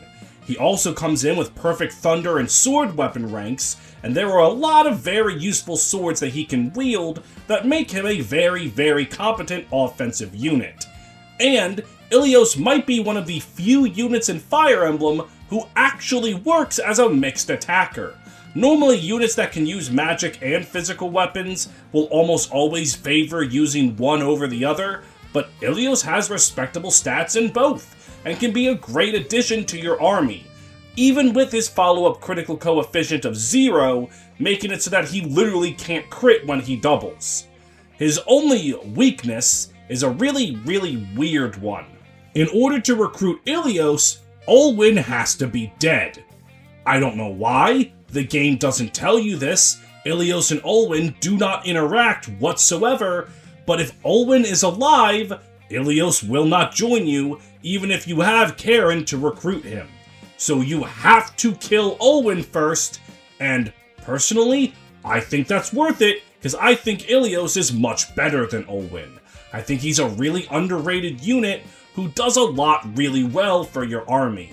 He does have the problems Mage Knights have, where the back end of this game has a lot of indoors maps where he can't use his mount effectively, but due to his good swords rank skills and stats, he can be used indoors just fine. He is a very solid addition to your army that just has a baffling recruitment requirement. I really don't get it. Miranda! Miranda. Yeah, she's really bad. Contention for one of the worst units in the entire game. Bad. She comes in as a really late game mage, with absolutely insane growth rates. So you're thinking, alright, she's your normal Est archetype. You get rewarded for investing in her, even though she comes really late. She's not there for efficient players, she's there for casual ones. And that's fine. In theory. In practice, she has a lot of problems that don't even let her feel that good for that. First of all, she promotes into Mage Knight, which by the time you get her, is a bad class to be. There's only 1 or 2 maps left in the game by the time you promote her, where her having a mount is more helpful, because Thracia 776 has a lot of indoors maps by the end, where Miranda actually loses movement if she promotes. Theoretically, Miranda has the Wrath skill, which in Fire Emblem 5 means any counterattack is an automatic crit, which sounds like that can help her do a lot of damage. And it can, but the problem is Miranda is recruited on the same exact map as Sarah, who is a sister, who promotes into a Sage, who is a low starting level, but has Paragon to help her catch up more, which Miranda doesn't have, and Sarah also has Wrath, so she can do the exact same things Miranda does, with way less effort and way more effectiveness. Miranda is outclassed at being a weak mage on her join map. I don't even know how that was possible. If you really, really want to use Miranda, she does have good growth rates, she does have Wrath, and she can be scroll abused, but every single thing Miranda can do, a bunch of other units can do way better. Fergus with a flame sword is a better mage knight than her. But to save us from Miranda's crappiness, we have the final mage you get in the game, the Sage Ced. He is incredibly powerful, perfect weapon ranks, and he comes in with Forseti, which is just as strong as it was back in Fire Emblem 4. He is a monster for the last 3 maps of the game that you have him. His perfect staff rank lets him do support bullshit really well, Forseti lets him kill things really well, which, by the time you get to the final map of the game, you're gonna have a lot of units that can kill things really well, but hey, what's one more gonna do? Certainly not hurt you. And there's a lot of useful things he can do with Forseti. I've always liked warping him into the Shaman Fuck room in 24X and letting him take care of the entire map for me. He's very good at doing that. Ced also operates under one of the more interesting player choices in the franchise, as you can either recruit Ced or Sias. And Sias is a better support unit, because he has more authority stars, a mechanic that gives every single unit on the map more hit and avoid just because they're there. So it's a kind of interesting conundrum. Do you take Ced, who's better at killing things, or Sias, who's better at supporting you? Though it is worth noting that I feel like this choice would have been better if Ced didn't have perfect staff rank and Sias did, but hey, all Sias has going for him over Ced are the authority stars, but that's kind of a big deal, so, you know, make the choice at your own peril. Ced is a fantastic choice and is going to be very, very useful to the player if they choose to take him. All in all, Fire Emblem 5 is a very good time for Magic. I didn't talk about them too much because this isn't about them, but staff users also get a big boost in Thracia. It's basically the best game in the series for magical bullshit. So, since sages are also magical bullshit, it works for them too. Now, we can go on to the next game, where hopefully there won't be any more jank bullshit. Nothing in Fire Emblem 6 can possibly have a bunch of jank bullshit for mages. Fire Emblem 6 The Binding Blade makes it so that mages are a lot simpler than they've been in the past. Mages in Fire Emblem 6 use anima magic. The concept of fire, thunder, and wind magic being their own things, with their own distinct advantages over each other, is gone. Anima magic is just made out of anima, and it doesn't matter what element it is. And anima magic is now in its own weapon triangle with light and dark magic. No longer are both of them effective against elemental magic. Now, anima magic is effective against light magic and weak to dark magic. Though this doesn't really matter too much, because just like most Fire Emblem games, your mages don't really want to be attacking other mages because they have resistance stats. So the magic weapon triangle is largely superfluous. Mages also now have a more normal promotion set. They are mages, they promote into sages, and that's the end of the story. There's no war mages, no bards, no mage knights. We are just mages and sages. Nice, simple, and easy. Sages no longer have access to light magic due to the distinction between that and anima magic, so mages just use anima, and then they promote to anima and staves. Simple, and the only thing really worth noting is the Air Caliber tome, which is the best tome in the entire game. The most threatening enemy in FE6 is the Wyvern Rider. They are incredibly powerful, incredibly tanky, and very, very threatening. Air Caliber is effective against Wyvern Riders, so your mages are very, very important at dealing with how scary they are. And even if you don't have Air Caliber specifically, Wyvern Riders' resistance stats are pretty low, so mages have a very valuable place in your army. But how good their magic is doesn't matter if the units themselves aren't very good. So, how good are the mages in FE6? Well, Lou is your traditional early game Fire Emblem mage.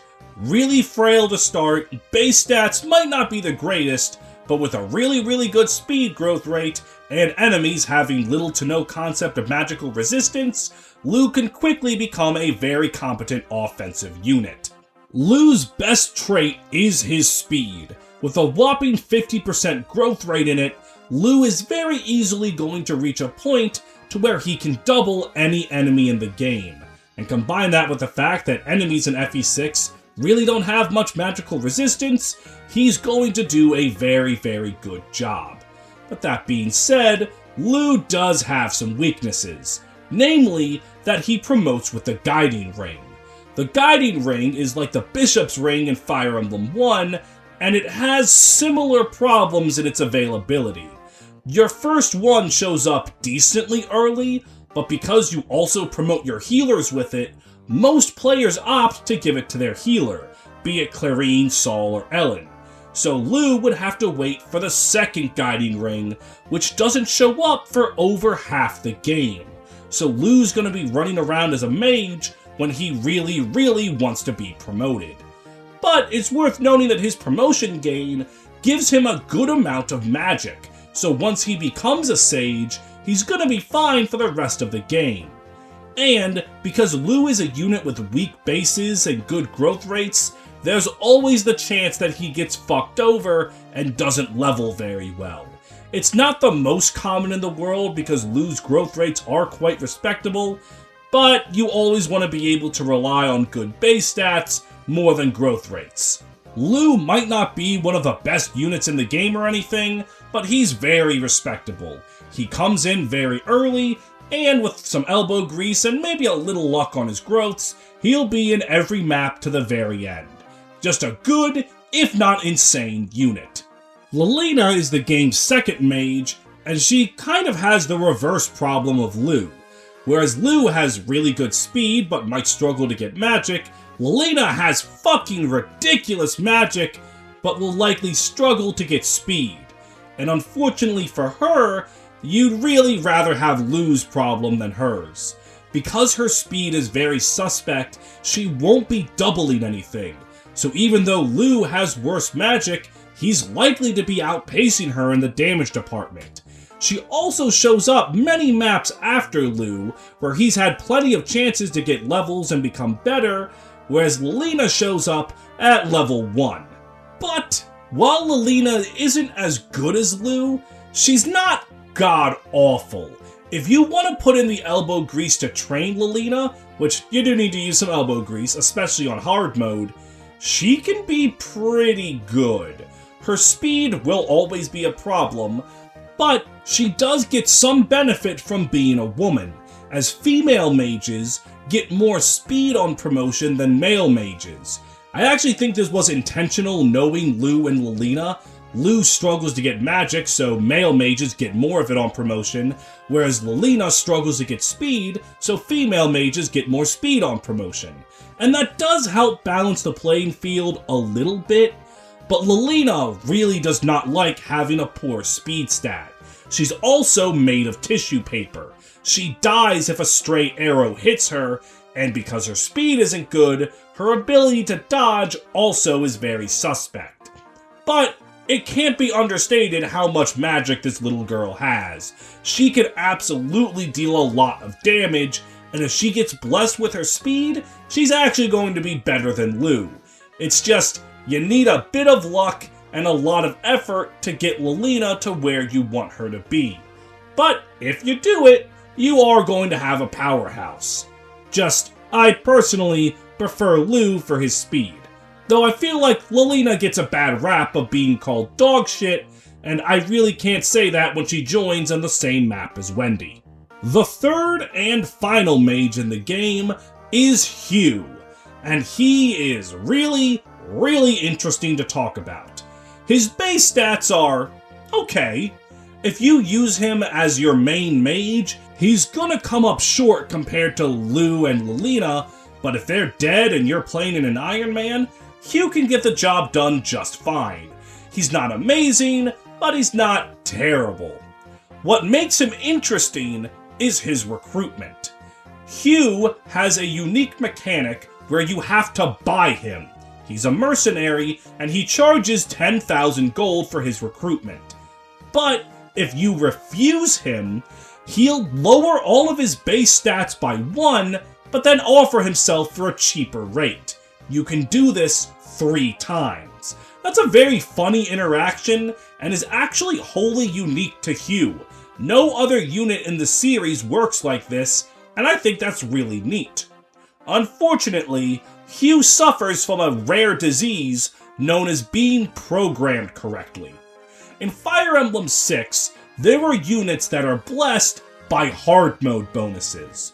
What this is sounds pretty self-explanatory. On hard mode, they get stronger because they start as enemies and then you recruit them. However, that's not how it's supposed to work. The game's coded so that if a unit joins you, they don't get the bonuses from hard mode like other enemies. The problem is Fire Emblem 6 fucked up this code, and it doesn't apply if the unit you recruit is an enemy reinforcement. This is a very funny fuck up to make, because almost every enemy you recruit in the game is a reinforcement, except 2. And tragically, Hugh is one of those 2. He is right there on the map as an enemy at the start, so he is correctly programmed to not get hard mode bonuses, which would probably make him a really good unit. And it's especially funny because Zeus shows up on the same map and he does get hard mode bonuses. So you literally get to see what Hugh could have been. But while Hugh was properly programmed in that way, he was very poorly programmed in another way. Because you see, I lied to you. Hugh's base stats don't get lowered when you refuse to pay him. His class's base stats get lowered by 1 every time you refuse to pay him. And that difference is really important. Because the male mage's base magic and skill are 1 and 2. So you might be asking yourself, wait a minute, if they get lowered by 1 every single time and it works up to 3 times, that's going to end up with -2 and -1. So what happens? Well, when you get Hugh, nothing. All of his base stats are just 3 lower than what they would be. But if you save and reload your save file, suddenly Hugh's stats look like this: 42 magic and 40 skill. I can only assume that because his class's base stats are now negative, the game doesn't know what the hell to do, so overflows into those really high numbers. Now, this sounds really good. Unfortunately, while Fire Emblem 6 is stupid, it's not dumb. The second Hugh's magic or skill increase, the game's gonna look at this and go, hold on, that's not right, and then set his magic and skill back to the cap of 20. While still powerful, not exactly the most broken thing in the world. However, if the first time Hugh gains magic or skill happens to be on promotion, well then the game's going to set them to the Sage magic and skill cap, giving him a ridiculous amount of magic at a base level 1 Sage. Very important too is that the secret shop is in his join map, meaning you can go buy a guiding ring and just make a very strong and accurate Hugh. Very tragically though, this is not as good as it sounds because of his base speed.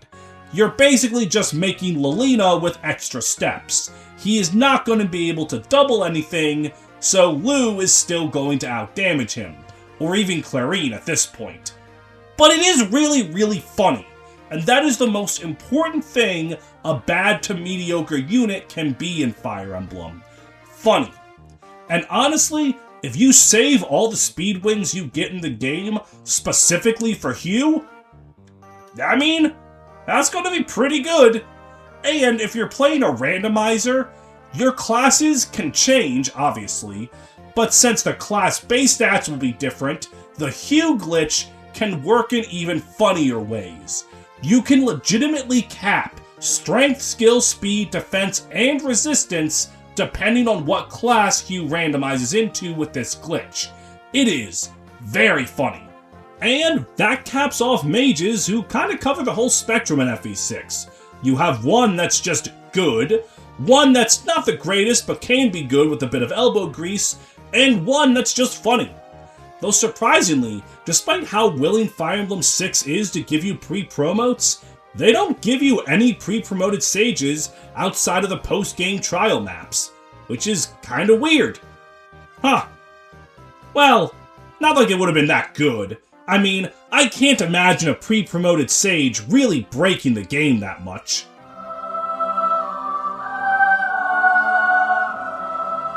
Before we can get to the pent-sized punchline of that joke, we need to talk about how mages changed from Fire Emblem 6 to 7.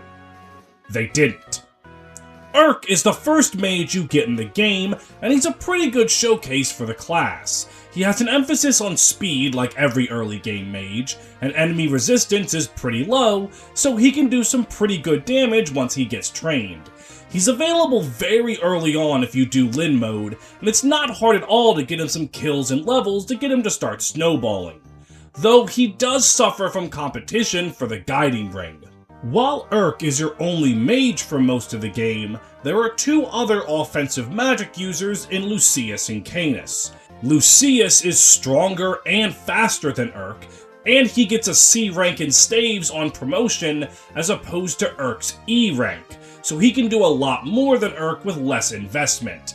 And though Canis and Urk's powers are roughly the same, dark magic is a bit stronger than what Urk can do, and there are the beloved Luna shenanigans, which, while a bit overrated, aren't exactly nothing.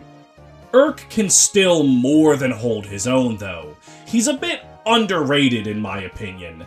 Yeah, he's not some kind of S+ tier unit like Wendell or Asbel. Urk is very good at his job of taking advantage of the low speed and resistance of enemies in Fire Emblem 7 and being able to do really good work without that much investment cost. Though if you skip Lin mode, he might be a little harder to use. The other problem that Urk faces is that there's a pre-promote in Fire Emblem 7 who blows him out of the water. And the man of the hour, Pent, is one of the most beloved units in the entire franchise, and it's for really good reason. He's a pre-promoted sage that does everything you could possibly dream of him doing. His magic and speed, at base, are enough to handle almost every single physical unit from when he joins to the end of the game. He also comes in with AA weapon ranks, meaning he can use almost any animatome in the game right out the gate, and he'll be your best staff unit for the entire game. Though admittedly staves aren't quite as busted as they are in other entries, so that's not as big for him as it could be, but it's really good nevertheless. And Pent has a built-in A support with his wife Louise, giving him really good bulk whenever she's around. That's just right out of the gate really helpful. Though unfortunately, Pent and Louise are in a problematic tier list gap relationship, whereas whether or not it's even worth it to deploy Louise is suspect, but still, it's there.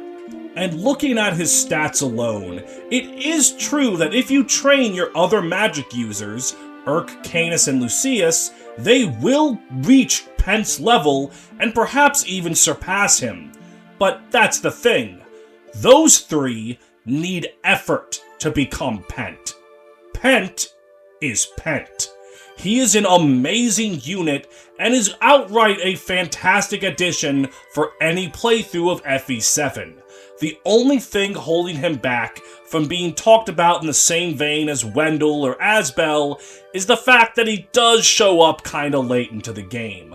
Not so late that he doesn't make a huge impact, but later than you would like. He's very similar to Harkin in that regard from the same game. If you want any more proof to Pent's incredible dominance, on the first chapter you see him, which is not his join map, he's a green unit in the middle of a desert map. There is a secret chapter unlocked from that desert map if you can gain a certain amount of experience. And experience is actually challenging to get on that map because Pent is killing all of the enemies. He is so strong that stopping him from clearing a map for you is a bonus objective. That's just how cool he is. The third mage in the game is Nino, and she's been a unit that's been so widely discussed, I almost don't think I have to say anything, but the same could be said for Pent, so here we go. Nino is of the Est archetype. When she joins your army, it's very late, and her bases are dog shit relevant to the enemies you're fighting. She'll die very, very easily, she'll struggle to kill anything, but her growths are absolutely incredible, and because she joins at such a low level, killing anything levels her up really quickly. So, Nino performs one job and one job only, to be a funny little growth unit and then give you the satisfaction of killing Nurgle with a little girl. And I will admit, watching a little girl go through a battlefield and set everything on fire does tug at the heartstrings, so she's very good at what she does. Just keep in mind, if you're going for any kind of efficient or ranked play, Nino is truly terrible. She's not going to do anything for you, but honestly, that's the beauty of Fire Emblem. There are so many different playthrough styles that both Pent and Nino can be someone's favorite unit depending on how they play. Use Nino if you find that kind of playstyle fun, and if you don't, just let her kill Sonya somehow anyway. I don't know how you're gonna do it, just find a way. She deserves it. The last mage in the game is the Archmage Athos, who fulfills a very similar role to Gateau, both in gameplay and in story. He shows up on the final map and the final map alone, and on that map, he is an incredibly powerful unit. He has capped 30 magic and his own personal tome, letting him do a ton of damage to the boss rush that is Fire Emblem 7's final map. But Athos is still a squishy mage. He can't handle every enemy on his own because they can easily kill him due to his limited bulk. He's a push for the player, not a carry. He's very well balanced and very well designed. And if the player happens to have enough monsters that can kill everything on their own, Athos can fulfill a support role really well too, as he has capped staff rank and you just got a fortify from Renault a chapter earlier. So he can just click the heal button every single turn, and that can also be a huge boon for the final battle. And since he's his own unique class Archmage, he can also use dark and light magic. And dark magic is relevant because he can use Luna, which ignores enemy resistance. This can seriously chunk the final boss, and if you get lucky with a crit, it can do a whole lot more than just chunk him. So it's a very, very effective strategy for the final battle as well. He's just a really good unit who's got one map to shine, and that one map is all he needs. I think the mages in Fire Emblem 7 are very good. All of them fulfill the role that you want them to. It's just a really good showing for the class. Perhaps not quite as strong or broken as they were in previous games, but still solid. Change the world. My final message. Goodbye.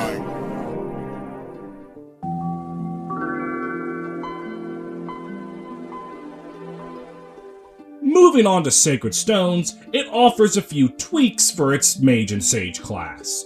For starters, Sacred Stones is the first game in the series to have branching promotions since the villagers in Fire Emblem Gaiden, and Mage has two options. Sage, like it's been for a while now, and Mage Knight makes its return from Yggdrasil, though rather than being a dual physical magical class, Mage Knights are now just sages that ride horses. They can use anima magic and healing staves, and they have worse offensive stat caps than sages do, but get more constitution on promotion.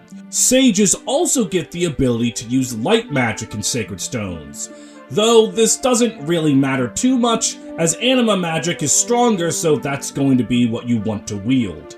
The only reason I could conceive a sage to want to use light magic is if they're going against an enemy Gorgon with stone or dead shot, and light magic has a weapon triangle advantage against it, whereas anima's at a disadvantage. So that's a 20% accuracy swing on the stone status, I guess.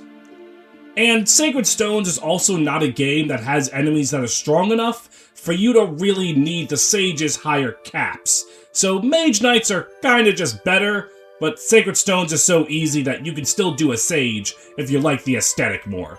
They're both completely fine. The first mage you get is Lute, who is built like Urk, who was built like Lu, who was built like Asma. You get where I'm going with this. Lute has base stats that are low enough that she can't quite reliably one-round things, but with really good growth rates, it's not going to take very long for her to overcome her base stats and start nuking everything from orbit. Like Urk just a game ago, she does have some competition problems. Not only do you get another pre-promoted sage later in the game, but on her join map, Ardor is right there. And he's honestly more worth investing in than Lute is, as he can become a bishop, which has advantage against monsters, which make up all of Sacred Stone's late-game enemies.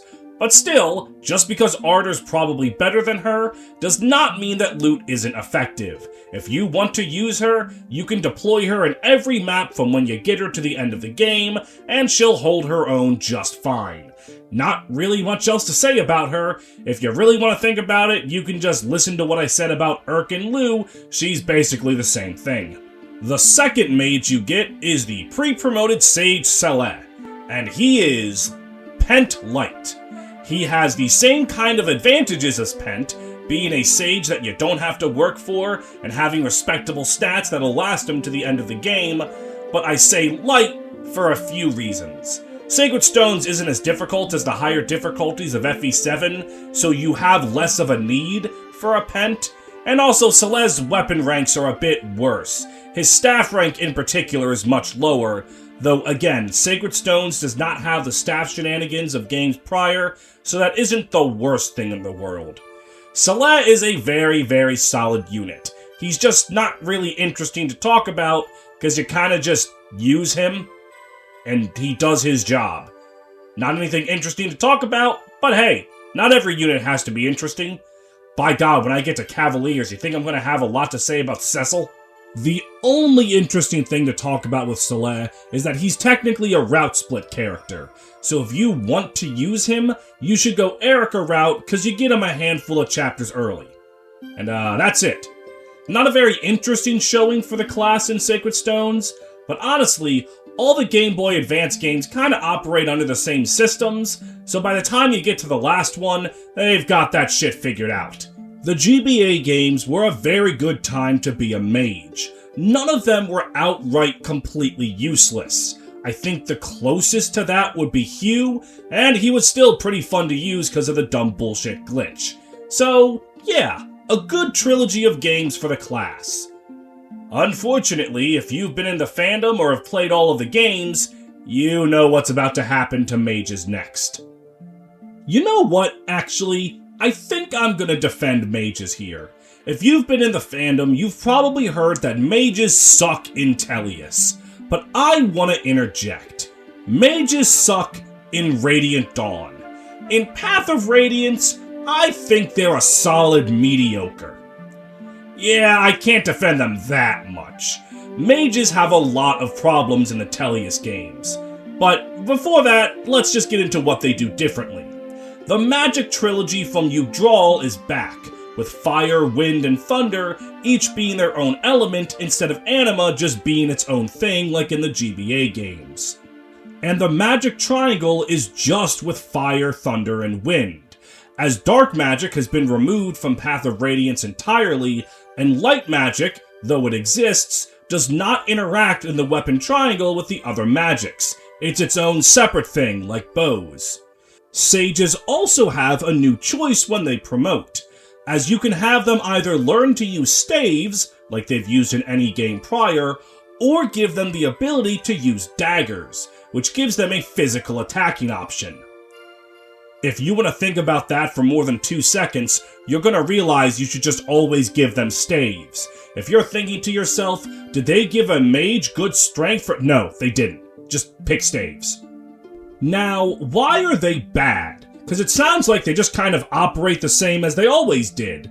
Well, Path of Radiance has a lot of things working against them. First of all, Path of Radiance is a very mount-dominant game because mounted units in this game have FE4 Canto, which is the ability to use all of their movement after doing something. So, the entire game is dictated at the pace of mounted units. So sages just flat out have trouble keeping up with Oscar and Kieran and Jill, etc. And beyond their movement problems, mages also have a problem with the fact that enemies in Path of Radiance have a functioning resistance stat. Normally, enemies had 0 to like 1 or 2 resistance, but enemies throughout all of the game actually have enough of a resistance stat to put up a fight. So if mages aren't dealing massive damage from afar, they're just kind of damaging them slightly, which at that point, why are you using a mage when you can just give someone a hand axe or a javelin? They just struggle to deal meaningful damage, at least in a way that makes them worth deploying over other units. Mages can level up enough magic, just like any other class can level up enough strength to do damage, but they just don't have the same distinct high damage that they've had in games prior. And another mechanic that works against them is how weapon weight works. In Tellius, a unit's strength stat is what's going to be subtracted from weapon weight to determine if there's any penalty. And as you can imagine, mages across the board don't have that much strength. So unless they're using the weakest of wind tomes, they're going to be incurring a speed penalty. And if they can't double consistently, that's just going to hurt their ability to do damage even more. But with all of that said, a mage can still do good chip damage. Fire Emblem Path of Radiance enemies are quite bulky, so you can still have use for a mage. It's not that they're unusable, it's that they're outclassed. Kieran with a hand axe is a better chip damage dealer than any of your mages, and that's kind of a problem. There was a really funny glitch in the Japanese version that made them much better though. When using the Forge in Path of Radiance, if you took a weapon that innately had a crit chance and lowered its crit chance, for some reason this would cause an overflow that gives the weapon 255% crit chance. And it just so happens that a basic Thunder Tome has an innate crit chance. So you just forge a Thunder Tome, lower its crit, raise its might, and your mage is one-shotting everything for the entire game. That is funny, but only possible on the Japanese version. And not even on the Switch 2 Japanese version, because they actually patched it out from Nintendo Switch Online. So that was something cool they did. If you're doing an Iron Man of a Maniac run on a Japanese ROM, that's something to consider. Unfortunately, 99.9% of players aren't doing that. So Mage's damage suffers. Alright, let's get into the mages themselves. The first mage you get is Soren, and I want you to take a guess what his stat spread is. Weak base stats, but very good magic and speed growths, means that he's eventually going to do good damage if you just power through his bases. But his bases are a bit harder to power through than mages past.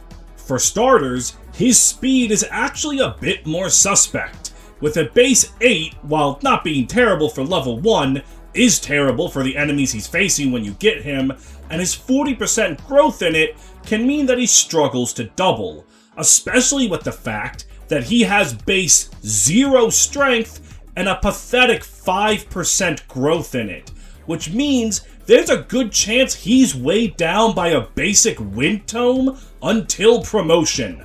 So that's just adding more and more speed penalties that he has to fight through. Now, to Soren's credit, he does possess an innate adept skill, which, with his skill stat as a percentage, can let him attack again for free.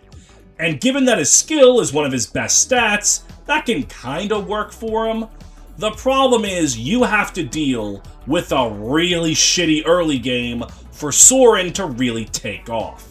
If you put in the elbow grease, he might become something akin to a competent unit, but he struggles a lot more than the early game mages of games past.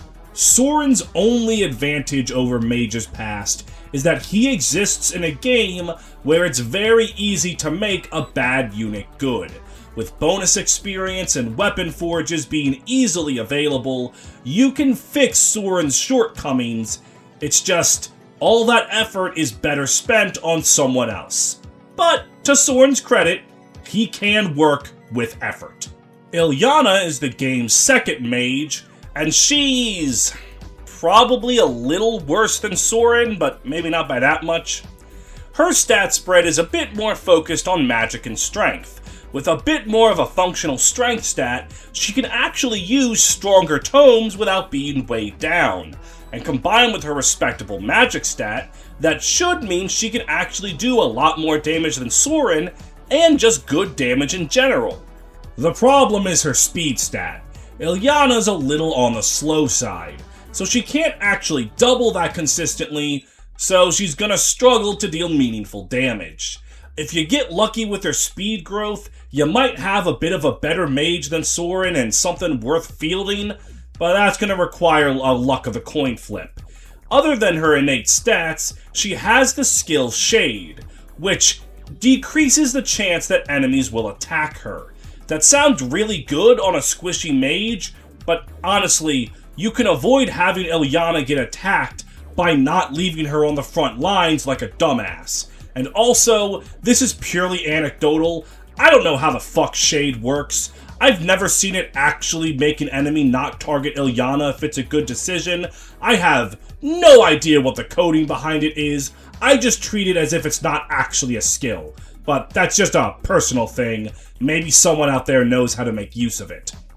Ilyana, though, like Soren, can work if you put in some love and attention, but it's really not worth it, because again, Kieran with a hand axe is a better mage. Tormod is the third mage that you get, and statistically, he's probably the best of the three. While his magic and speed is a little less than Soren, his strength is much higher, so he can wield tomes without getting weighed down, and that kinda makes up the distance. But he comes in really underleveled. He's a level 8 mage, around the time most of your units are gonna be promoting at level 21, so he has a lot of ground to cover. Thankfully for Tormod, he happens to have a skill that makes it worth putting in the effort. He is the lone user of the skill Celerity, which increases his movement by 2. With this, he can circumvent the Sage's inability to help contribute on the front lines, and actually put in some work on a lot of maps where Soren and Ilyana might get left behind. He's still a heavy investment though. If you haven't been saving the bonus experience for him, you're gonna have to baby him up on the maps just after you get him. But in my opinion, you get rewarded for the work you put in. Tormod is a pretty solid sage. If you want to use any of the 3 base mages, I would recommend Tormod. Though again, a lot of people are probably just gonna not think he's worth the effort and use the giant green tiger man that he comes with instead. Which, same, I love Morim. While Tormod might be the last mage that you get, you also get 2 pre-promoted sages, the first of which being Khalil. She is actually very, very respectable. Her base stats for a pre-promoted sage aren't really that far off from what the mages would be if you leveled them to her level, and her growth rates are just good. She also has a high base 8 strength for a sage, which means she can use a lot of tomes without getting weighed down. And her weapon ranks are all base B, which that kind of diversity is almost impossible for your other mages to level, because you kind of just have to stick with one element and raise that. So she honestly is really, really good. The only problem is Khalil, in all of her infinite wisdom, has decided to use knives instead of staves. Losing staff utility is kind of a big deal, because in exchange, she gets knives that she will never actually equip because they suck a fat chode. Still, she comes right out the gate really powerful. You can use her from her join map to the end of the game, and she's going to level really nicely. She's a solid pre-promote, not the greatest in the world, she still has movement problems, she can't use staves, but if you want to use Khalil, because you want a beautiful blonde woman to zap all your enemies to death, you can do a whole lot worse. Bastion is a whole lot worse. He comes towards the very end of the game with base stats that are slightly worse than Khalil's, who you got nearly 10 chapters earlier. He also has decided to not invest in staff stocks, so he's stuck using knives that suck again, just like they did with Khalil. Bizarrely, he has really, really good growth rates, the best of any mage in the game, but his base level is really high, and there's very few maps in the game left for him to actually use those growths. And he doesn't have Paragon like Joffrey does, he has Corrode, which is fucking useless. All in all, Bastion is, at absolute best, an Iron Man replacement if all of your other mages are dead. He can kind of maybe cast Elthunder once or twice, and that might conceivably become something worth doing. But if you're doing a casual playthrough, or one where you actually have a mage trained, they're always going to run circles around Bastion. He's just not very good, and the only reason he's not thought of as worse is because Lucia joins right next to him. So yeah, this is definitely one of the weaker showings for the mage class, but honestly, you can function with the 4 mages you get before Bastion. If you want to use them, they'll be able to do something, even if it's much weaker in comparison to games past. Unfortunately, the same cannot be said for Radiant Dawn. Okay, so I've been saying that mages in Radiant Dawn are bad. It's a common opinion in the entire fandom that mages in Radiant Dawn are bad. So why is that? Well, I want you to take everything I just said about mages in Path of Radiance. It's still true for them in Radiant Dawn, but they've got even more problems now. The biggest is how stat caps work. Radiant Dawn has 3 tiers of classes, and you reach your stat caps in them pretty quickly, so it becomes a game that cares a lot about stat caps. And mages are one of the most screwed over because their speed cap is really bad. It gets to the point where a capped speed sage does not double armored knights, because they literally can't. Add on to that fact that enemies in Tellius have more resistance than they do in other games, and mages just don't deal any damage. If you bum rush a mage to tier 3, you might be able to overpower them with raw stats, but it's not easy, and your mages are useless for most of the time. And, as if that weren't enough, their healer utility isn't even possible until they promote to tier 3, which for most of your units won't happen until the very end of the game, or at least way closer to it than you would like. And, on top of that, a lot of mages individually as units have availability problems completely separate to the problems that their class has. And on top of that even, magic across the board is weak. Tomes just have very little damage. A steel axe is stronger than every tome in the game. they're just pitiful. I think the reason tomes are so weak is because every element now has something it has an advantage against. Fire magic is strong against all beast legues. Wind magic is strong against flyers, as it always is. And thunder magic is strong against wyvern riders and dragon legues. The problem is the amount of times you're facing those specific classes compared to the amount of times you face literally anything else. It's not enough to warrant their damage being so low. Every single facet of Radiant Dawn goes against mages. They fucking hate this class. And another thing. Hi, this is me from the future. I've edited this part in after I've recorded the rest of the 3-hour-long script. Their mastery skill also kinda sucks. In Radiant Dawn, when you promote to tier 3, you get your class's mastery skill for free. What this means is essentially you have a chance to deal triple damage and then some other secondary effect that doesn't matter because you just dealt triple damage, so the enemy's already dead.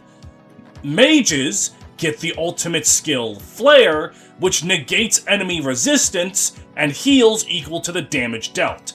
That sounds decent, but 1, your mage's healing aren't often going to be enough to stop them from dying if you're letting them get hit.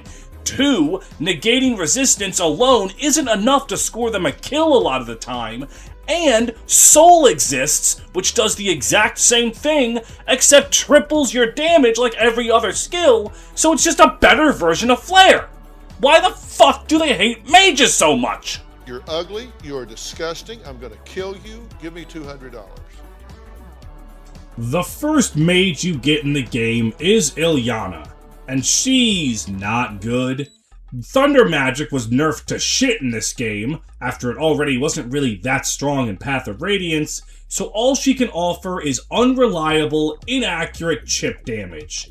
She can do okay in part 1, I guess, if you give her a lot of levels, but the problem with Ilyana is she leaves the Dawn Brigade after part 1, so she's not there when the Dawn Brigade would need a helpful damage dealer the most. She goes to the Grail Mercs, where she's not nearly as useful because now she's competing with Ike, Gatry, Shannon, Titania, and a bunch of other actually good units.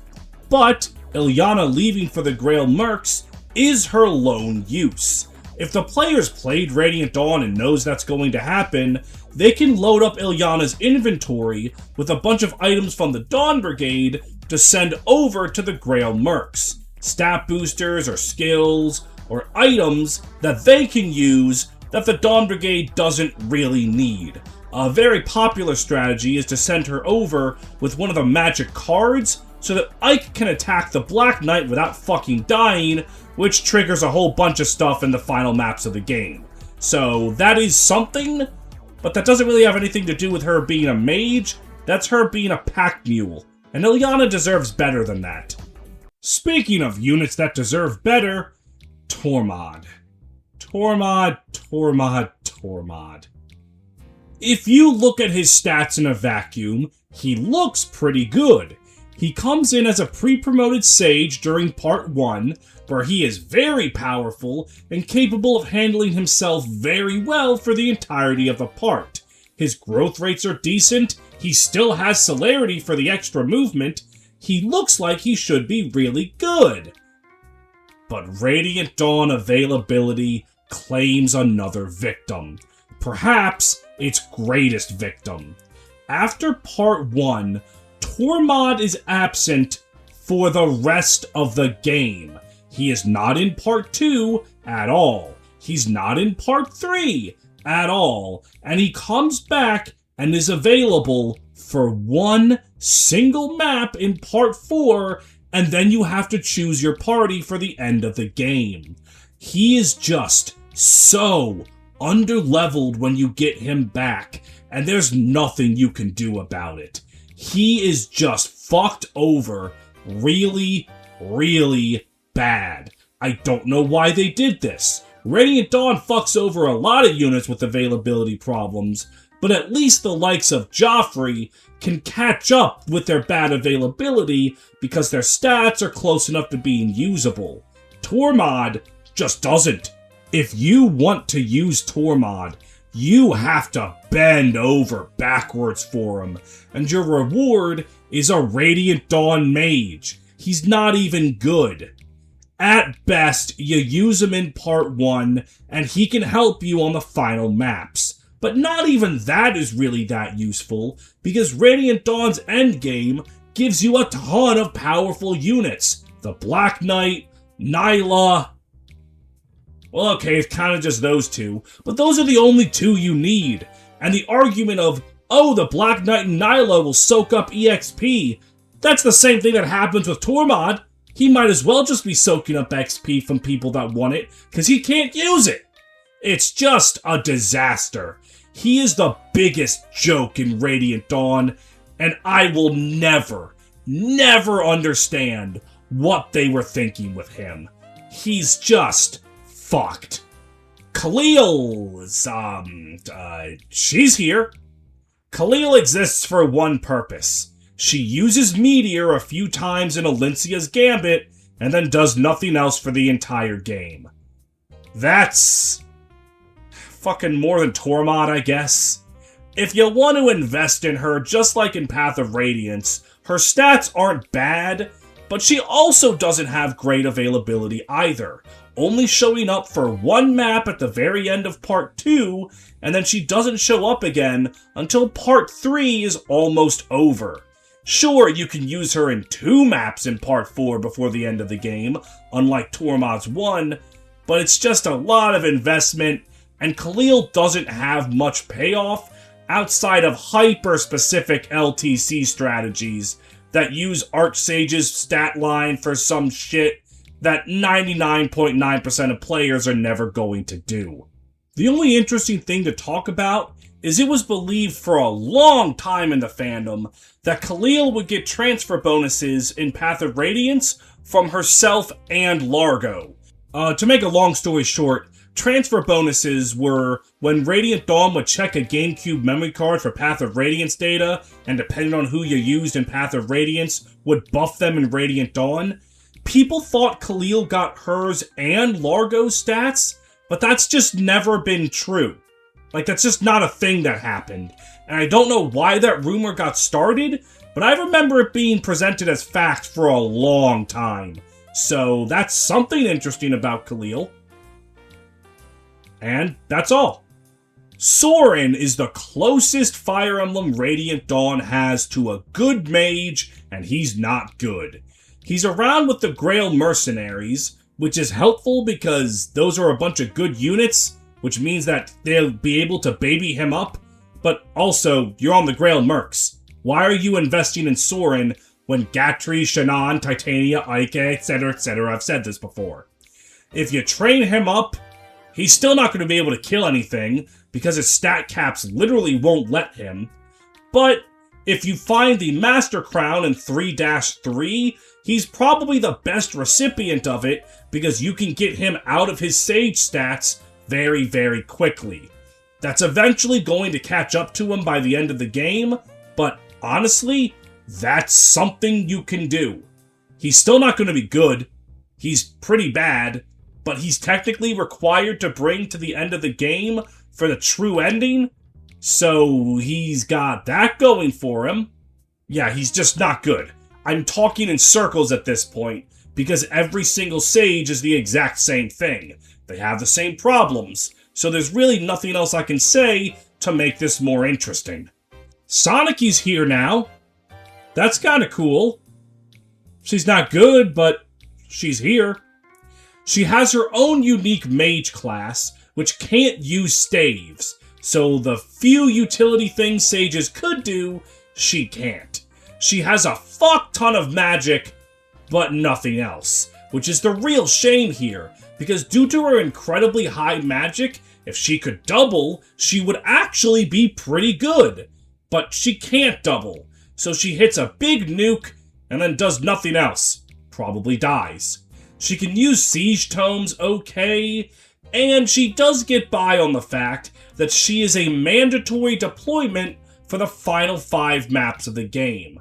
So you kinda have to use her, so you might as well put some effort into her.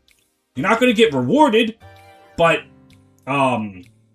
you gotta bring her anyway. Bad availability, not great stats. She can do a bit of damage, but that's all she's got.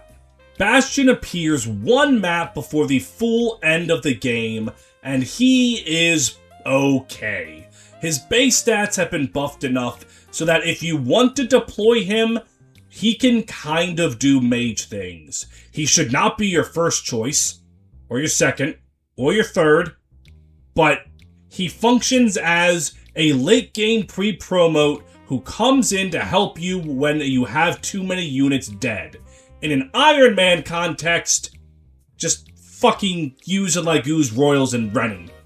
But if you really want a mage, Bastion does have functional stats now. He's not the greatest, he's never going to be the greatest, but he can do something. I guess. If it sounds like I'm dead inside by this point, it's because I am. This is by far the worst showing for mages in the entire franchise. They're just bad. It's kind of depressing that they're fucked over in every possible way by everything. But, thankfully, the next few games give mages the love they deserve. Fire Emblem Shadow Dragon does not have the same jank that Fire Emblem 1 mages did.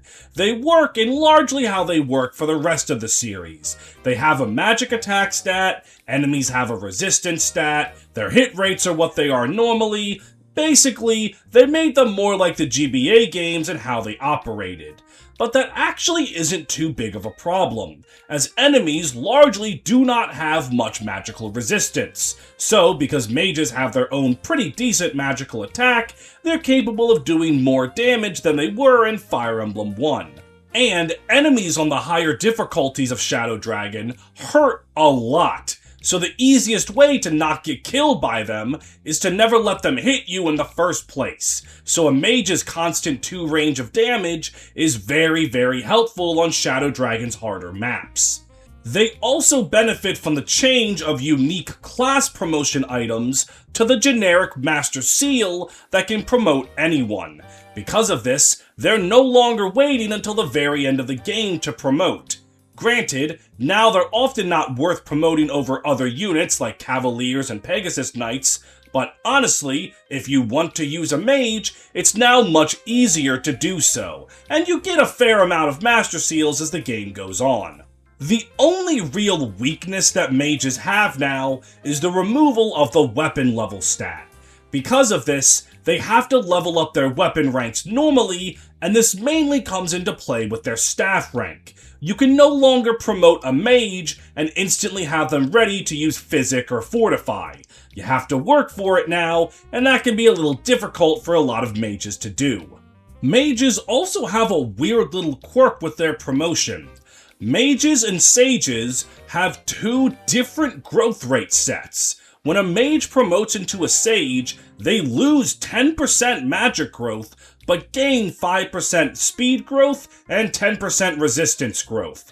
That's not exactly the greatest of trades, and most classes in the game don't have this kind of distinction, but honestly, your mage's magic is usually fine enough that promoting doesn't handicap them too much. Another addition to the class line is the existence of the Dark Mage class, which promotes into Sorcerer. Now you might be thinking to yourself, Dark Mage? Shouldn't that be with stuff like Salem or Shamans and Druids, and not really mages? Well, you would think, but dark magic doesn't actually exist in Arcanea. There's no unique spells that only dark mages can use, they're just a different flavor of mage. Their class growth rates are identical to the Sage class. The only reason the distinction seems to exist is because of how reclassing works. Mages are in male class set A and female class set, and dark mages are in the male set B. So units that can become mages can't become dark mages, and vice versa. so you can kind of have more mages because you don't have to worry about class restrictions for the mage class. Dark Mage Cord was actually quite popular as a meme unit for a while. He's not particularly good, but it is particularly funny, so I recommend trying it at least once or twice. As for the original mage units themselves, they haven't changed too much in the transition to Shadow Dragon. They've been given a functional magic growth right now, and they're all pretty good. Merrick and Wendell are once again the best of the bunch, and Wendell having his obnoxiously high speed stat means that he's actually really funny to reclass into something else, but that's not what this video's about. The only real change for magic for the units is really weird with personal tomes. Because of the emphasis on reclassing in Shadow Dragon, I guess Intelligent Systems didn't want Excalibur and Aura to be locked to Merrick and Lind, but they still wanted them to have the essence of being personal tomes. So what happens now is Excalibur and Aura are now gender locked. Excalibur can only be used by men and Aura by women. And on top of that, they specifically are coded so that Merrick can use Excalibur at E and no other man can. They need to get all the way up to rank B. And Lind can use Aura at rank E, but no other woman can. She would need to get to rank B. I don't entirely get it. I feel like the gender locking's a little ridiculous. Just making it so that Merrick and Lind can use their tomes at rank E was really all you needed to do to make them still feel like personal tomes, but it's just strange. This change does allow Wendell to use Excalibur at base, which is actually relevant for a few maps if you're playing on higher difficulties, but other than that, it really doesn't change all that much. What does change all that much is the fact that one new mage got added to the game. In line with the brand new Dark Mage and Sorcerer class, you get the pre-promote Etzel. Etzel is not very good. As a Gaiden unit, he can only be unlocked if you kill off over half of your army, which is already an incredibly steep requirement that most players aren't going to do. But if you actually go out of your way to get him, he's not that great. His bulk is okay, his magic and skill are decent, he's got a good tome rank. His base 9 speed in Chapter 17X is the biggest problem. He's just not going to be able to double anything, so he's going to struggle to really keep up. And though he might make a decent staff user, his staff rank is only D.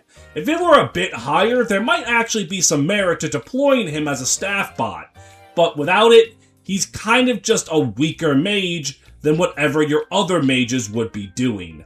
He does have a base B rank in tomes with 11 magic, so maybe if you still have Merrick's Excalibur lying around, you can do something, but he's really not good in Shadow Dragon. And that's about it, really.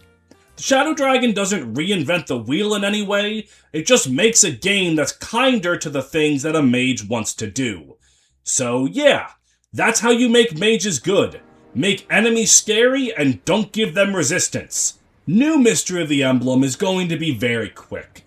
There are no changes from Fire Emblem 11 to 12 in how mages work. It's all the same stuff as it was before, with the same added benefit of new mystery enemies being threatening, so you want to be able to handle them from range, and mages handle them from range. For the most part, nothing has really changed for the class and characters. You still get Lind first, and she's really good. Merrick and Arlen are both good. Wendell is Wendell. It's all about the same. Except now, Etzel exists. And unlike Shadow Dragon, he's actually really good in New Mystery. In fact, he might even be the best mage in the game, showing up at Chapter 9 with better base stats than he had at 17X in Shadow Dragon, and really good growth rates. He's a very solid pre-promote that can just come right out the gate, not needing a Master Seal, and capable of handling himself very well, with surprisingly good bulk for a mage. He's just a good unit now. But the star of the show for Sages in Fire Emblem 12 is its new addition, Katarina. being a fairly popular character who managed to luck out and also be a pretty good unit. She comes in pretty late into the game as a pre-promoted Sage, and her stats are quite workable, even on New Mystery's higher difficulties. Her best usage is as a support unit. With being able to use Physic right away with her good staff rank and magic, she'll be a very, very competent healer who does not require a Master Seal. And if you want to use her for combat, she's kind of like a slightly worse Lind that you didn't have to train up. So in some playthroughs, that's actually going to be better. The highest of high difficulties in New Mystery will prove troubling for Katarina, but with some stat boosters and a little bit of luck, she'll be able to overcome them just fine. She is a good pre-promote. Her late join time is really the only thing that holds her back. Plus, even if she wasn't the greatest, she certainly looks way better when she's recruited near Astram and Dolph. It's not hard to look amazing next to them, so if you're already kinda good, by God do they realize how amazing you are. She's just a good unit, capping off what has been 2 good games for the Mage class. Fire Emblem Awakening takes the same basic idea of why mages are good in Shadow Dragon and New Mystery. When enemies are actually threatening enough to hurt you, being able to attack them from afar is really good. The Lunatic and Lunatic Plus difficulties of Fire Emblem Awakening have a lot of really powerful enemies with really powerful skills that essentially equate to making you fuck yourself if an enemy ever attacks you, with skills that give them a perfect 100% hit rate, skills that make you hurt yourself if you ever attack them, skills that automatically half your damage when you hit them with physical weapons. Enemies in higher difficulties of Awakening are stacked, so a mage being able to hit them from afar for good damage is very, very valuable. As for the class itself, it's gone back to what Sacred Stones did with branching promotions, as you start with a mage and then can either choose to go into Sage or Mage Knight, called Dark Knight in this game. Sage promotion gains are more offensive focused and give them access to staves, whereas Dark Knight promotion gains for mages offer an insane increase in bulk.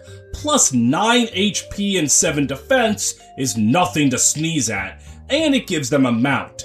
Though due to the pair-up mechanic and rescue staves, movement is not as much of a concern in Awakening as it is for other entries. So both classes have their pros and cons, though personally the skills are what makes Sage the better one, in my opinion. As a mage, a unit gets access to 2 skills. First, Magic plus 2, which does exactly what you think it does. Not that complicated, but a potential 4 more damage every round of combat if you double. That's pretty good. A mage's second skill is Focus, giving them 10% crit when no allies are within 3 spaces of them. That's not that great. It's a fairly small buff for something that you're often not going to have your mage do, since you usually need to protect your mages with a front line or a pair-up, but it does technically do something. Sages get access to Rally Magic, being able to increase allies' magic by 4, and that can be quite powerful. They also get the ability Tome Fair, which increases their magic by 5 when they're equipped with a tome, for a potential 10 more damage in a round of combat. That's really good. Dark Knights do have some useful skills of their own, though. They have the ability Slow Burn, which increases their hit and evasion by 1 every turn, capping at 15. For fast and efficient playstyles, this is obviously not that good, but if you're playing the game at your own pace, it can actually be pretty helpful, especially with the 2RN system that Awakening uses.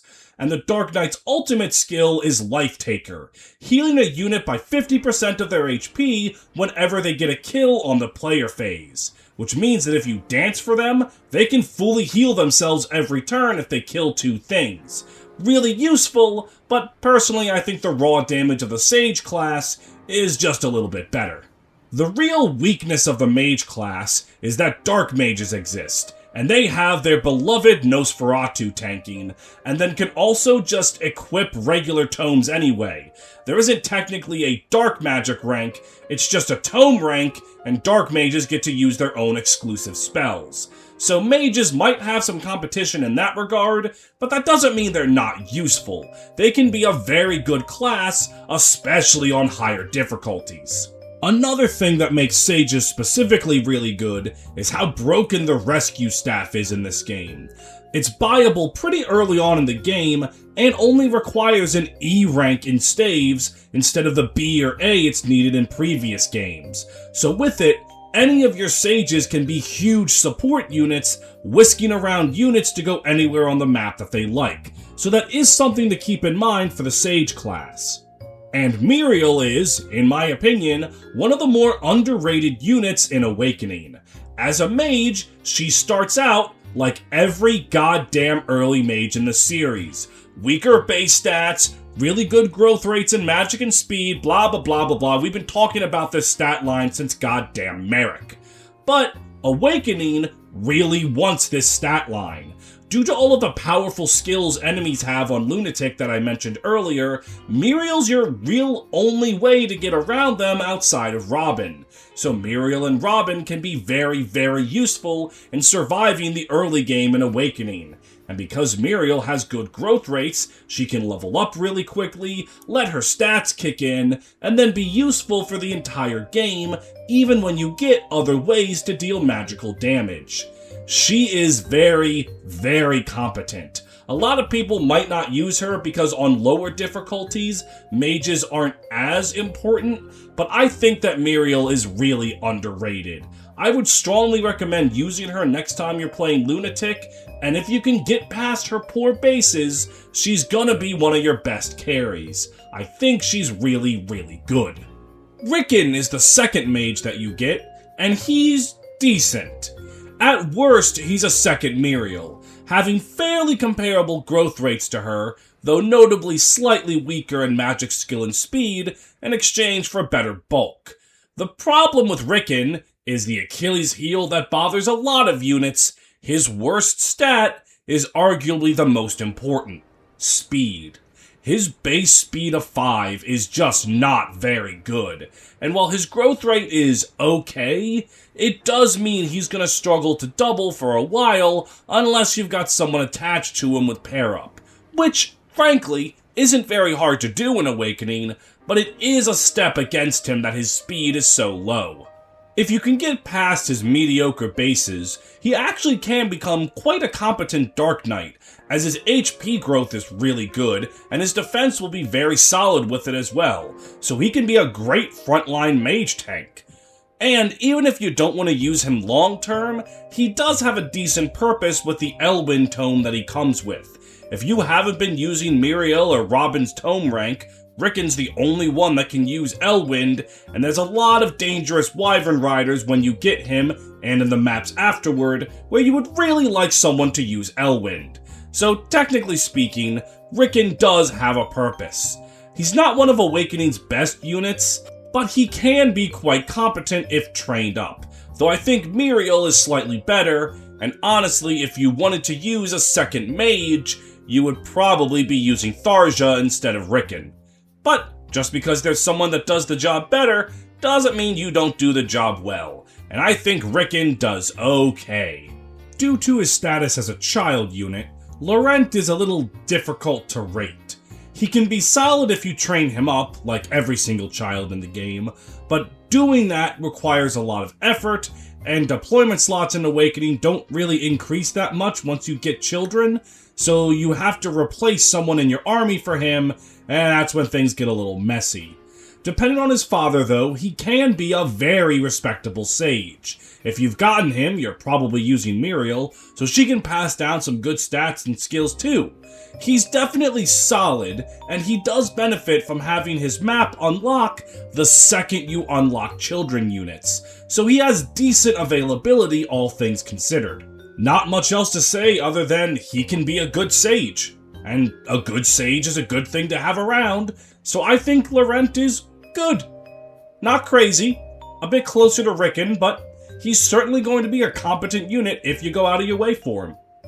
Oh, I can't believe I went through the entire Awakening section without mentioning the most important thing about mages in Awakening.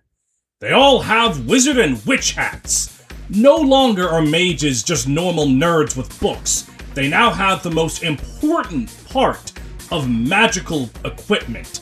The big pointy hat that honestly I don't think does anything other than look cool. Sure, Merrick kind of had a pointy hood, but it's not the same as a pointy hat. Mages in Awakening are absolutely grunty-pilled, straight up in their Gandalf arc. They are pulling off an elite Merlin mod. Fire Emblem Fates split magic in between the two games, with Fire Emblem Conquest getting the Dark Mage class lines, and Fire Emblem Birthright getting the regular Mage class lines, as the Diviner and Onmyoji classes are almost one-to-one just mages and sages. In fact, their skill set is 3/4 the same, with Magic +2, Rally Magic, and Tome Fair returning from Fire Emblem Awakening. The only difference is that Focus was replaced with Future Sight, granting a luck % chance of gaining double experience on killing an enemy. Not the most useful skill, but theoretically could lead to a Diviner snowballing. However, the difference comes in with the other promotion option. Dark Knights are now considered a Dark Magic promotion option, and instead, Diviners get Basara, a mixed damage class that uses tomes and lances to fight, and has an emphasis on really good bulk. The class is actually quite useful in Birthright, as a lot of Birthright units are really squishy, so the Basara's huge bulk can be greatly appreciated. But Onmyoji's massive magic damage is also really useful, so it's actually a pretty interesting pick as to which one a player wants. Though I will admit, the Basara's pair-up bonuses are odd. It gives a massive 5 luck and 3 resistance, which is situational at best, and in my opinion, inferior to the Diviner and Onmyoji, which give you a good boost to magic and speed. The Basara line's first skill is Rend Heaven, offering a skill times 1.5% chance of adding half of the enemy's strength or magic, depending on what they have equipped, to your attack as damage. It's a pretty useful skill that, if you couldn't kill an enemy before, might just give you the added damage you need to finish them off. Not terrible, not terrible. The other skill I think is really interesting. Quixotic is the Basara line's ultimate skill, adding hit rate plus 30% and skill activation rate plus 15% for the Basara and their enemy alike. It's essentially the closest Fire Emblem has ever come to the concept of no guard from Pokemon. While I cannot deny that there are moments when this skill will fuck you over, I think it's actually really good for the Basara class specifically. Given that they're supposed to be a frontline tank class, getting hit more often doesn't actually hurt them that much because they have the bulk to survive it. And the plus 30 hit on your ranged attacks, be they from scrolls or from Naginatas or magical Naginatas, mean that it can really work in the player's favor, especially when the Rend Heaven I just talked about also gets a huge activation boost. And, because this is Fire Emblem Fates, if you're a little bitch and are too scared to use the increased hit rate and activation, you can just take it off and just have your Basara be a frontline tank with all of their other skills. I really like Quixotic. But beyond just the change to how the class works, Diviners also have a really unique aspect, and that's that they fight with scrolls instead of tomes. Scrolls functionally work the same as tomes, being a 1-2 range magic attack. You go off of your magic attack, it's subtracted from your enemy's magical resistance, yada yada yada. But the thing that's interesting is almost every scroll in the game has a unique secondary effect. A lot of them mess with your stats in interesting ways. The Ox Spirit increases your defense +1, the Tiger Spirit makes it harder to follow up attack, but still increases your speed for better dodging, and then there's my favorite, the Horse Spirit, which increases your skill, defense, speed, and resistance by 3, which is huge. If you're a Diviner or an Onmyoji, you can use the increased skill and speed to get off more double attacks and deal a lot more damage. But if you're a Basara, you can use the defense and resistance to stay on the front lines easier. It's just a really cool scroll, and honestly, all of them are really cool. I love how the scrolls work in this game. But the scrolls and classes are only going to be as good as the units who use them. Thankfully, the first Diviner you get, Orochi, is pretty solid. This woman has massive magic, some of the highest in the entire game, and she is going to hit like a nuke for the entirety of Birthright and Revelation. She can do a ton of damage, though admittedly her overall damage output can be suspect because her worst stat is her speed, which can lead to doubling problems. Wait a minute, an early game magic user with a shit ton of magic and not much speed?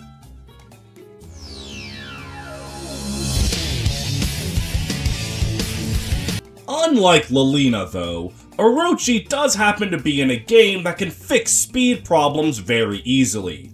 From the tonics that you can get, to the very good pair-up bonuses you can get from someone like Hannah, or even from Rally Speed, which is pretty easy to get in Birthright, Orochi's speed problem can be mended fairly easily. And with that, she can let her incredible magic stats go to work and become a powerful Onmyoji, one of the best damage dealers in all of Birthright or Revelation. It is also worth noting that Orochi has serious bulk problems. Normally I would say, well, they're a mage, so they shouldn't be near combat at all. Unfortunately, a lot of units in Birthright have bulk problems, so Orochi not being able to take a hit, and also not having a consistent frontline that can take a hit for her, can be a bit of a problem. You might think that Basara is worth going into because of that, and it kind of is, but due to Orochi's incredible focus on magic, you really want to go on Myoji for her. She can do a lot of damage, but she just has some weaknesses that you need to be aware of if you really want to make her work. She also has the capture skill, and while that doesn't have anything to do with her being a mage, it is very useful to force people to join your army against their will. In Birthright, this can be your only way to get rally strength, since I think outside of Corrin, there's no way for you to get one naturally in Birthright.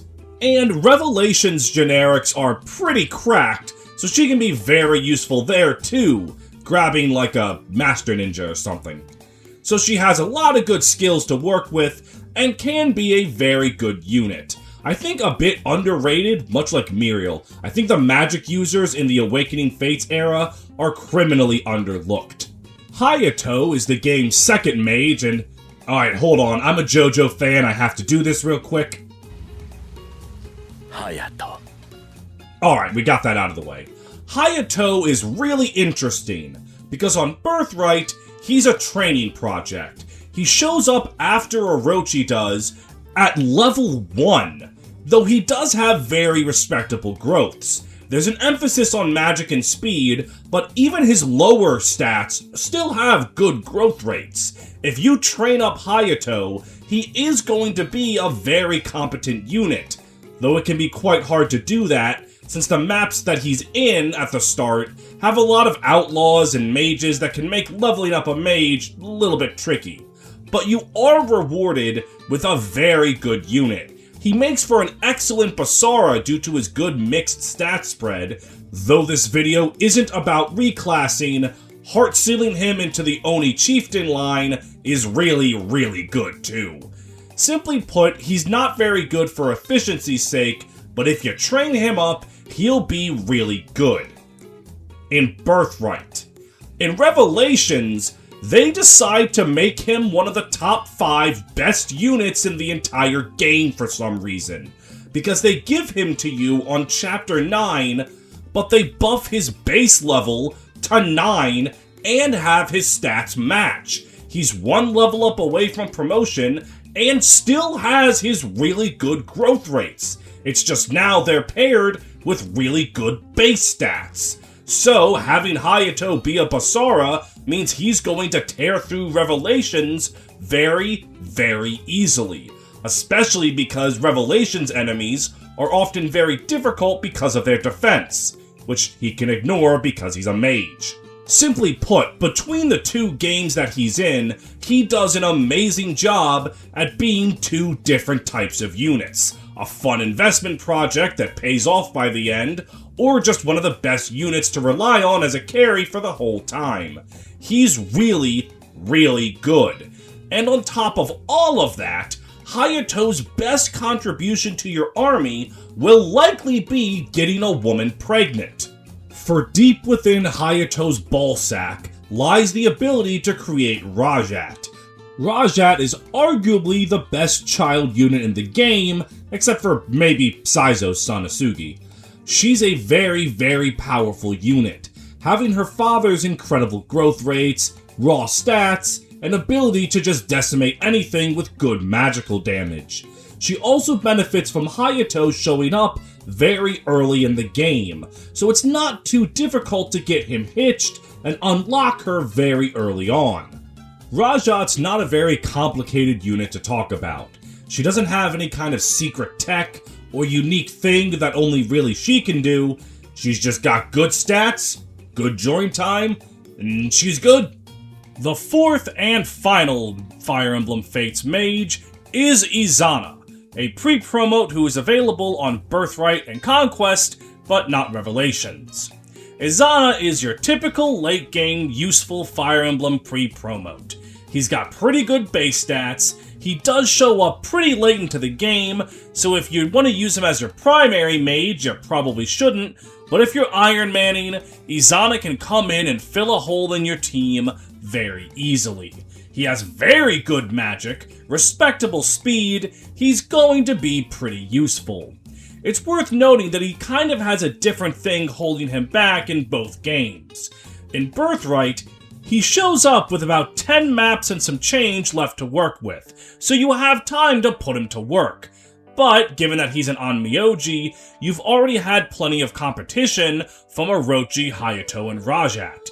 In Conquest, Onmyojis are completely unobtainable outside of reclassing Korin or capturing someone with Niles, so his ability to use rally magic is essentially exclusive to him in that game, and his personal skill adds rally luck onto that as well. But he doesn't show up until Chapter 23 in Conquest, when there's very little left of the game for him to use his useful rallies. So in both games, his potential to be a great unit gets handicapped and he ends up just being a decent one. Again, he's not terrible on either route, so if you like him, I'd say use him. Izana's a pretty cool guy. Simply put, I think all of the mages in Fire Emblem Birthright have a very good purpose. I think the Diviner class is very strong, though that might admittedly also be the fact that Nori and Dark mages are so bad it just makes them look even better. I will admit that I definitely didn't grasp just how strong Nosferatu tanking still was in this game in the Dark Mage video, but by and large, the mages in Birthright are just incredible. So, point to Hoshido! But then if we're getting technical, the best magic user in the game is Camilla, so like, what are we really doing here? Fire Emblem Echoes being a remake is really, really good for mages. They notoriously sucked shit back in Gaiden, but now, all of them have been blessed by the remake. Their stats all around are much better. Their classes are much better, no longer requiring the ridiculous level 20 in order to promote. All of the mages, except maybe Noma, are now much, much more viable, and even the old man can do a bit more than he could before.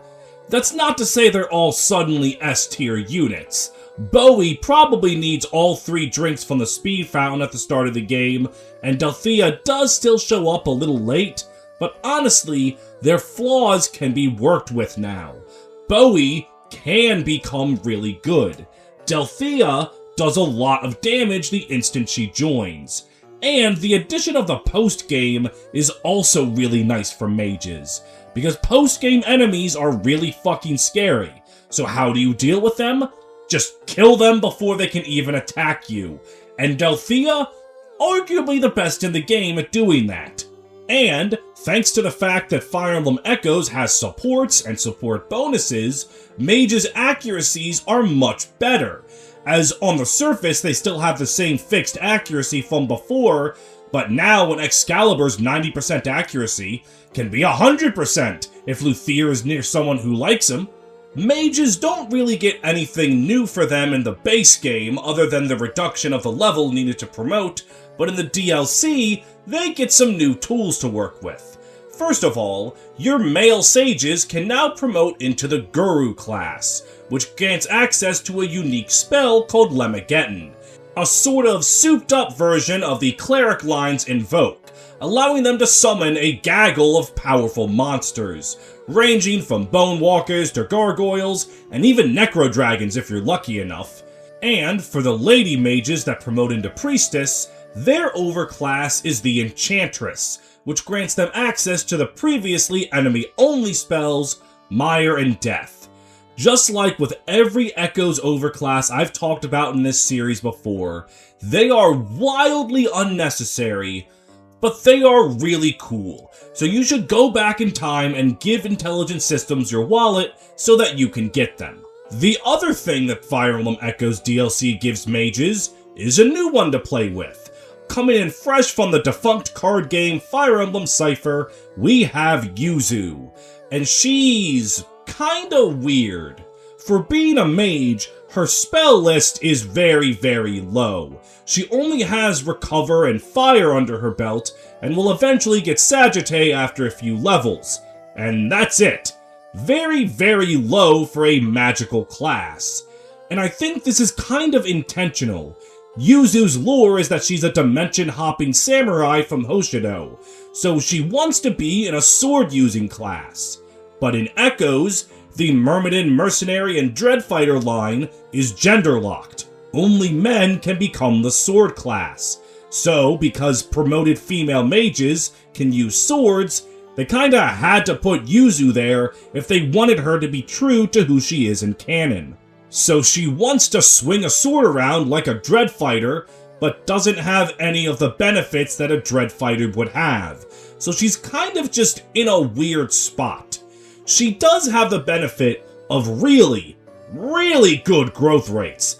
They honestly can be considered the best in the game. So she'll grow really, really well.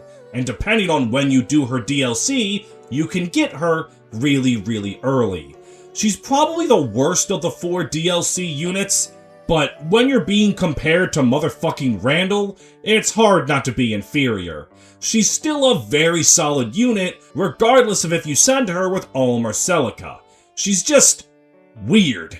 Moving on to Fire Emblem Three Houses, magic works similarly to how it does in Gaiden, with equipable tomes and scrolls being removed in favor of units having a set spell list.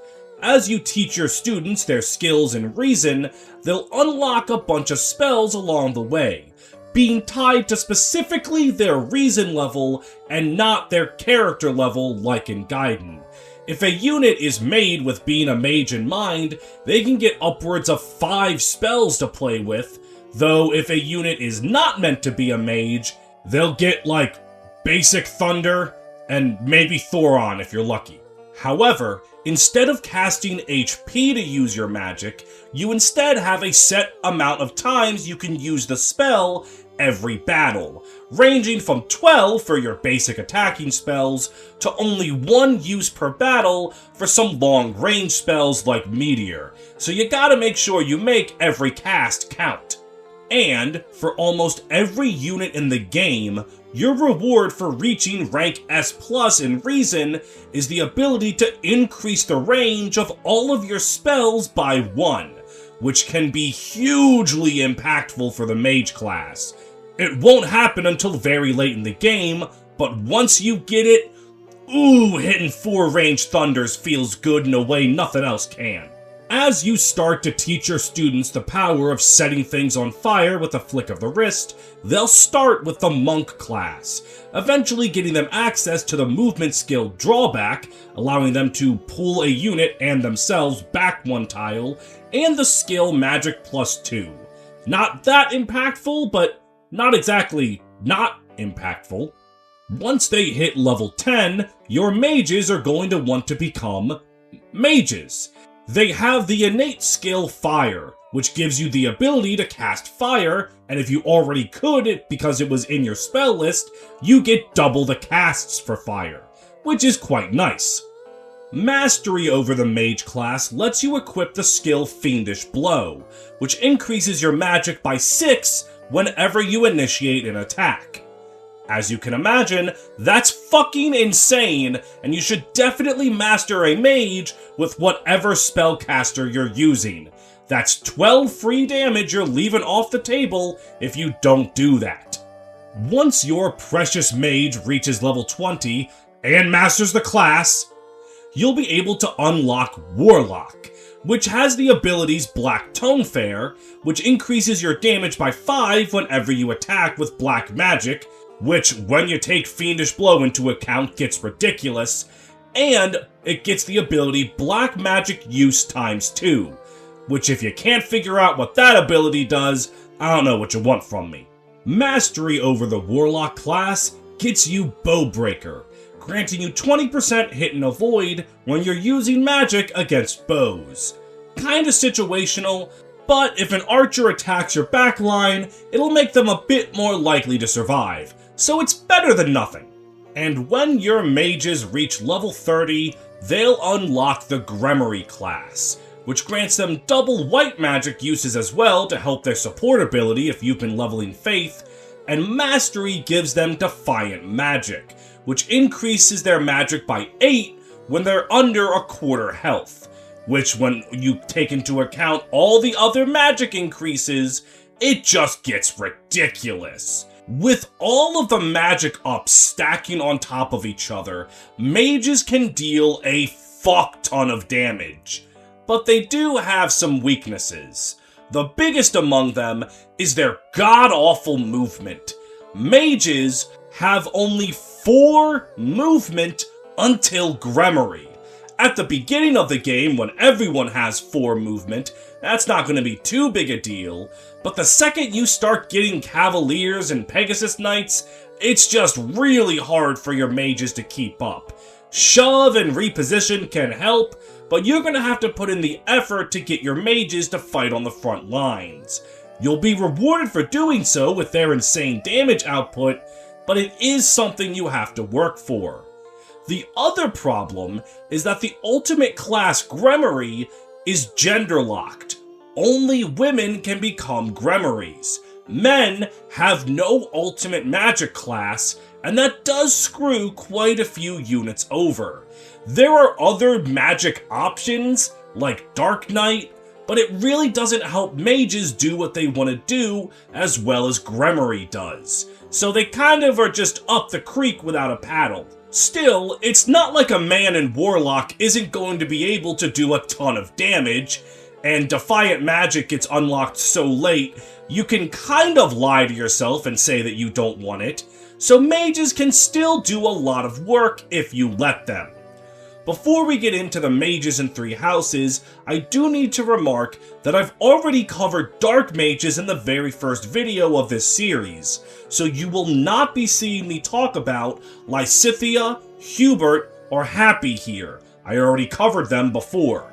And since any student in the game starts as a commoner and then can become whatever you want, the way I'm deciding who the mages are based off of who they become if Byleth gives them no influence, how you'll see them as enemies on maps, or if you recruit them later on into the first part of the game. With that, the mages I'm going to talk about are Dorothea, Annette, and Hanuman. To start us off with, Dorothea is one of the most mages to have ever maged. She's got really good magic, really good speed, a great spell list, and as you would imagine, the bulk of a wet paper bag. She's capable of doing a lot of damage, and gets access to a coveted Siege Tome. Hers is Meteor, allowing her to look at any unit up to 10 plus tiles away and just remove them as a concept from this plane of existence. And on the support side of spells, she'll get access to Physic, allowing her to sort of circumvent the poor movement of her class and bare minimum supply long-range heals to her team, allowing her to contribute no matter what she's doing. Dorothea's only weaknesses are really just the weaknesses of the Mage class. Due to her poor movement, you're gonna struggle to get her on the front lines. But once you do, she's going to set every enemy on fire and deal a lot of damage. She's just a solid mage, not much to talk about, she's good. Annette, meanwhile, isn't terrible, but the poor girl has some problems. Problem, specifically, her speed.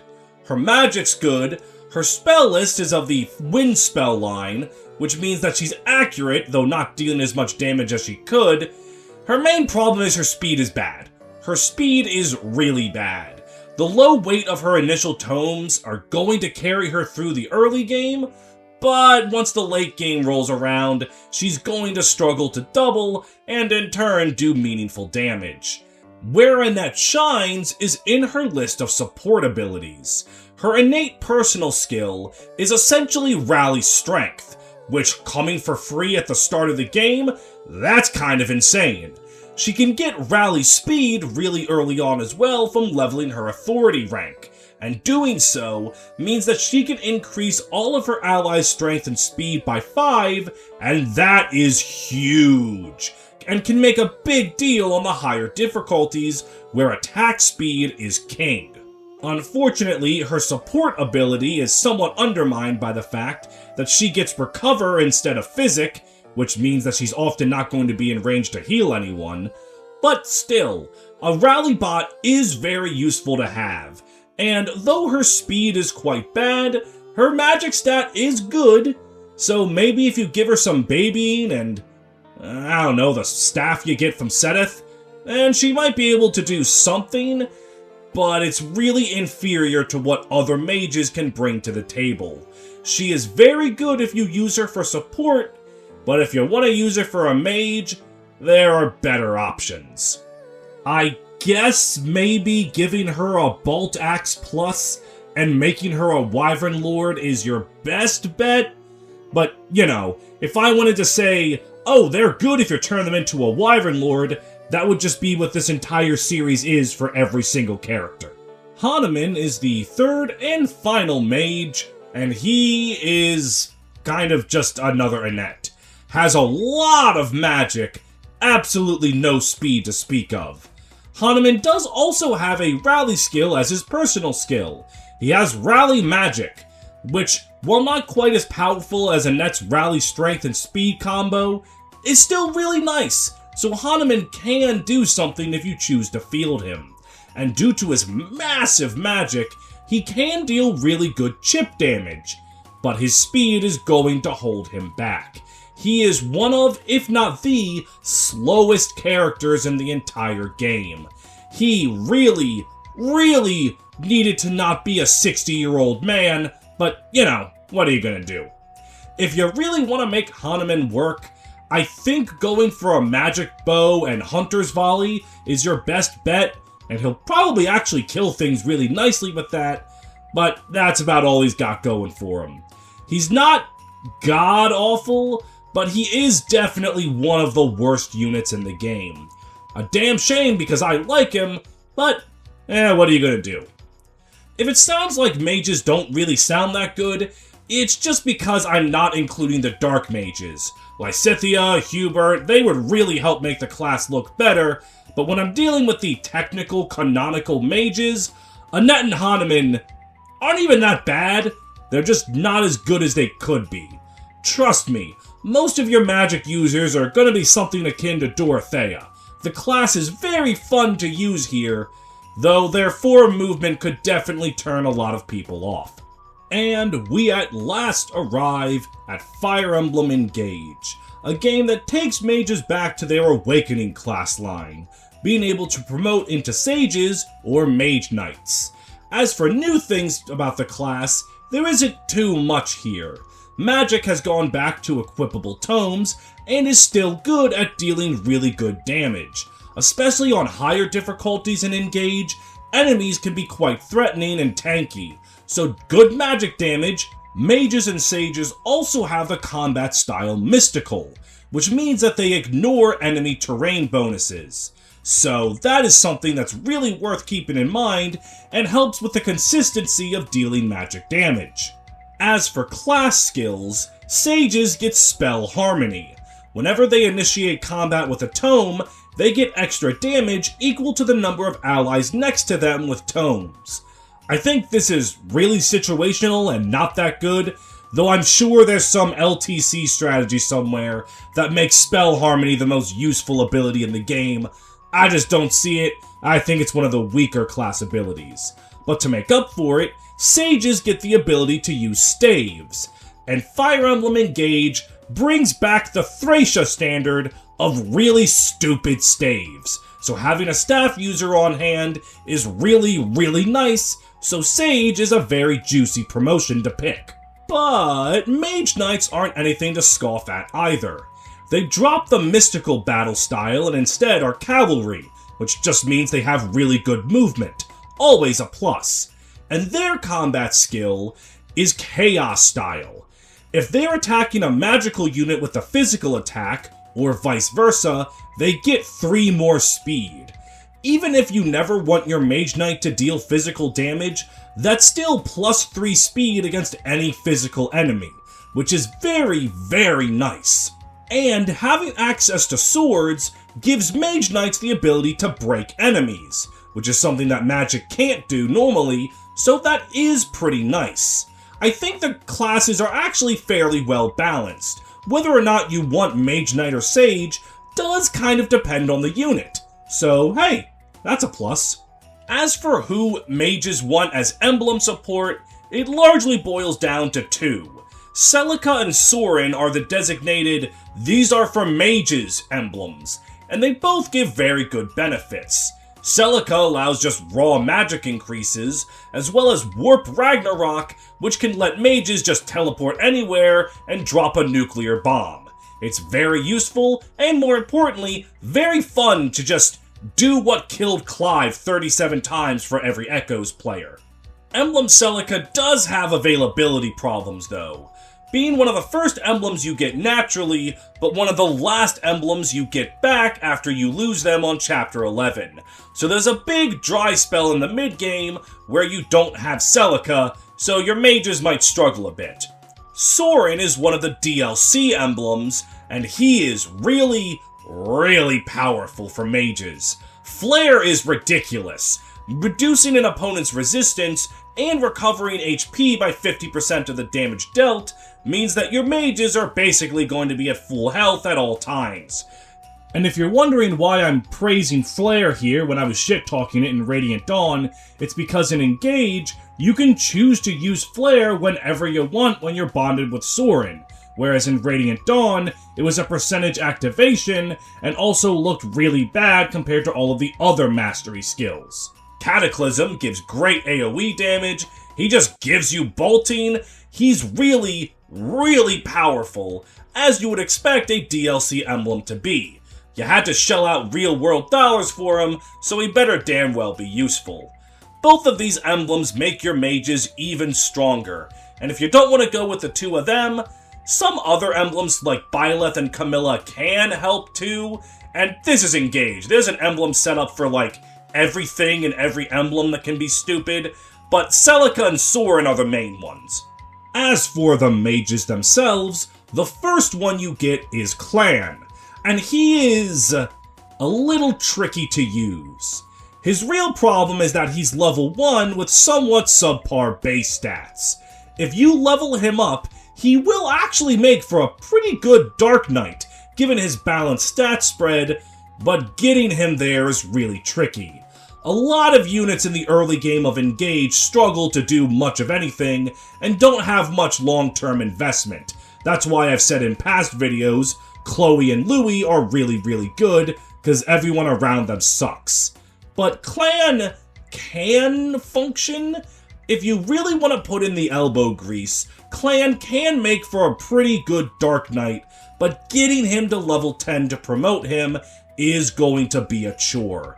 He just doesn't do enough damage early, but being able to tackle Armored Knights early is something he has going for him. And the other problem with Clan is the longer the game goes, the more units come in to challenge him. You get Selene later on, Citrine even later, and don't even get me started on Pandreo. He's just going to struggle to keep up with a lot of the better magical options. But that doesn't make him bad. If you like the little scamp, you can definitely use him, it's just gonna be an uphill battle. Selene is kind of in a similar boat to Clan, but she just has a better start. Her base stats are better than Clan's, and her growth rates are actually pretty respectable, though she bizarrely has a higher strength growth than magic growth. I shouldn't say bizarrely though, as Selene technically isn't a mage. She's her own unique class that on promotion gets tomes, swords, and staves, and the ability Ignis, which with dexterity as a percentage chance, will add half of her strength to her magic attacks or half of her magic to her physical attacks. It's not a terrible skill, and given her good strength and magic growths, it'll do good damage. Selene's main problem is that once again, there are better mages down the road. If you want to use her for the entire game, she's more than usable, much like Clan, but you're gonna get Ivy, you're gonna get Pandreo, you're just going to get better magic users. And as I've said in episodes past, deployment slots are very valuable in Engage, so it's really hard to justify her over those other units. This is a problem for a lot of Engage characters. The mid-game units are just so insane that it's often not worth it investing in the early game units. Early game units not named Chloe. But still, if you like Selene, much like Clan, she can work. You just gotta ignore the temptation to use the Yiffing Priest. It's a very, very hard thing to do, but just ignore him, and use Selene instead. Citrine is the third mage, and this woman does a lot of magical damage, having some of the best magic attack in the entire game, at the cost of being pretty mediocre everywhere else. Her low speed is her biggest problem. This can be salvaged somewhat if you're willing to rig minigames.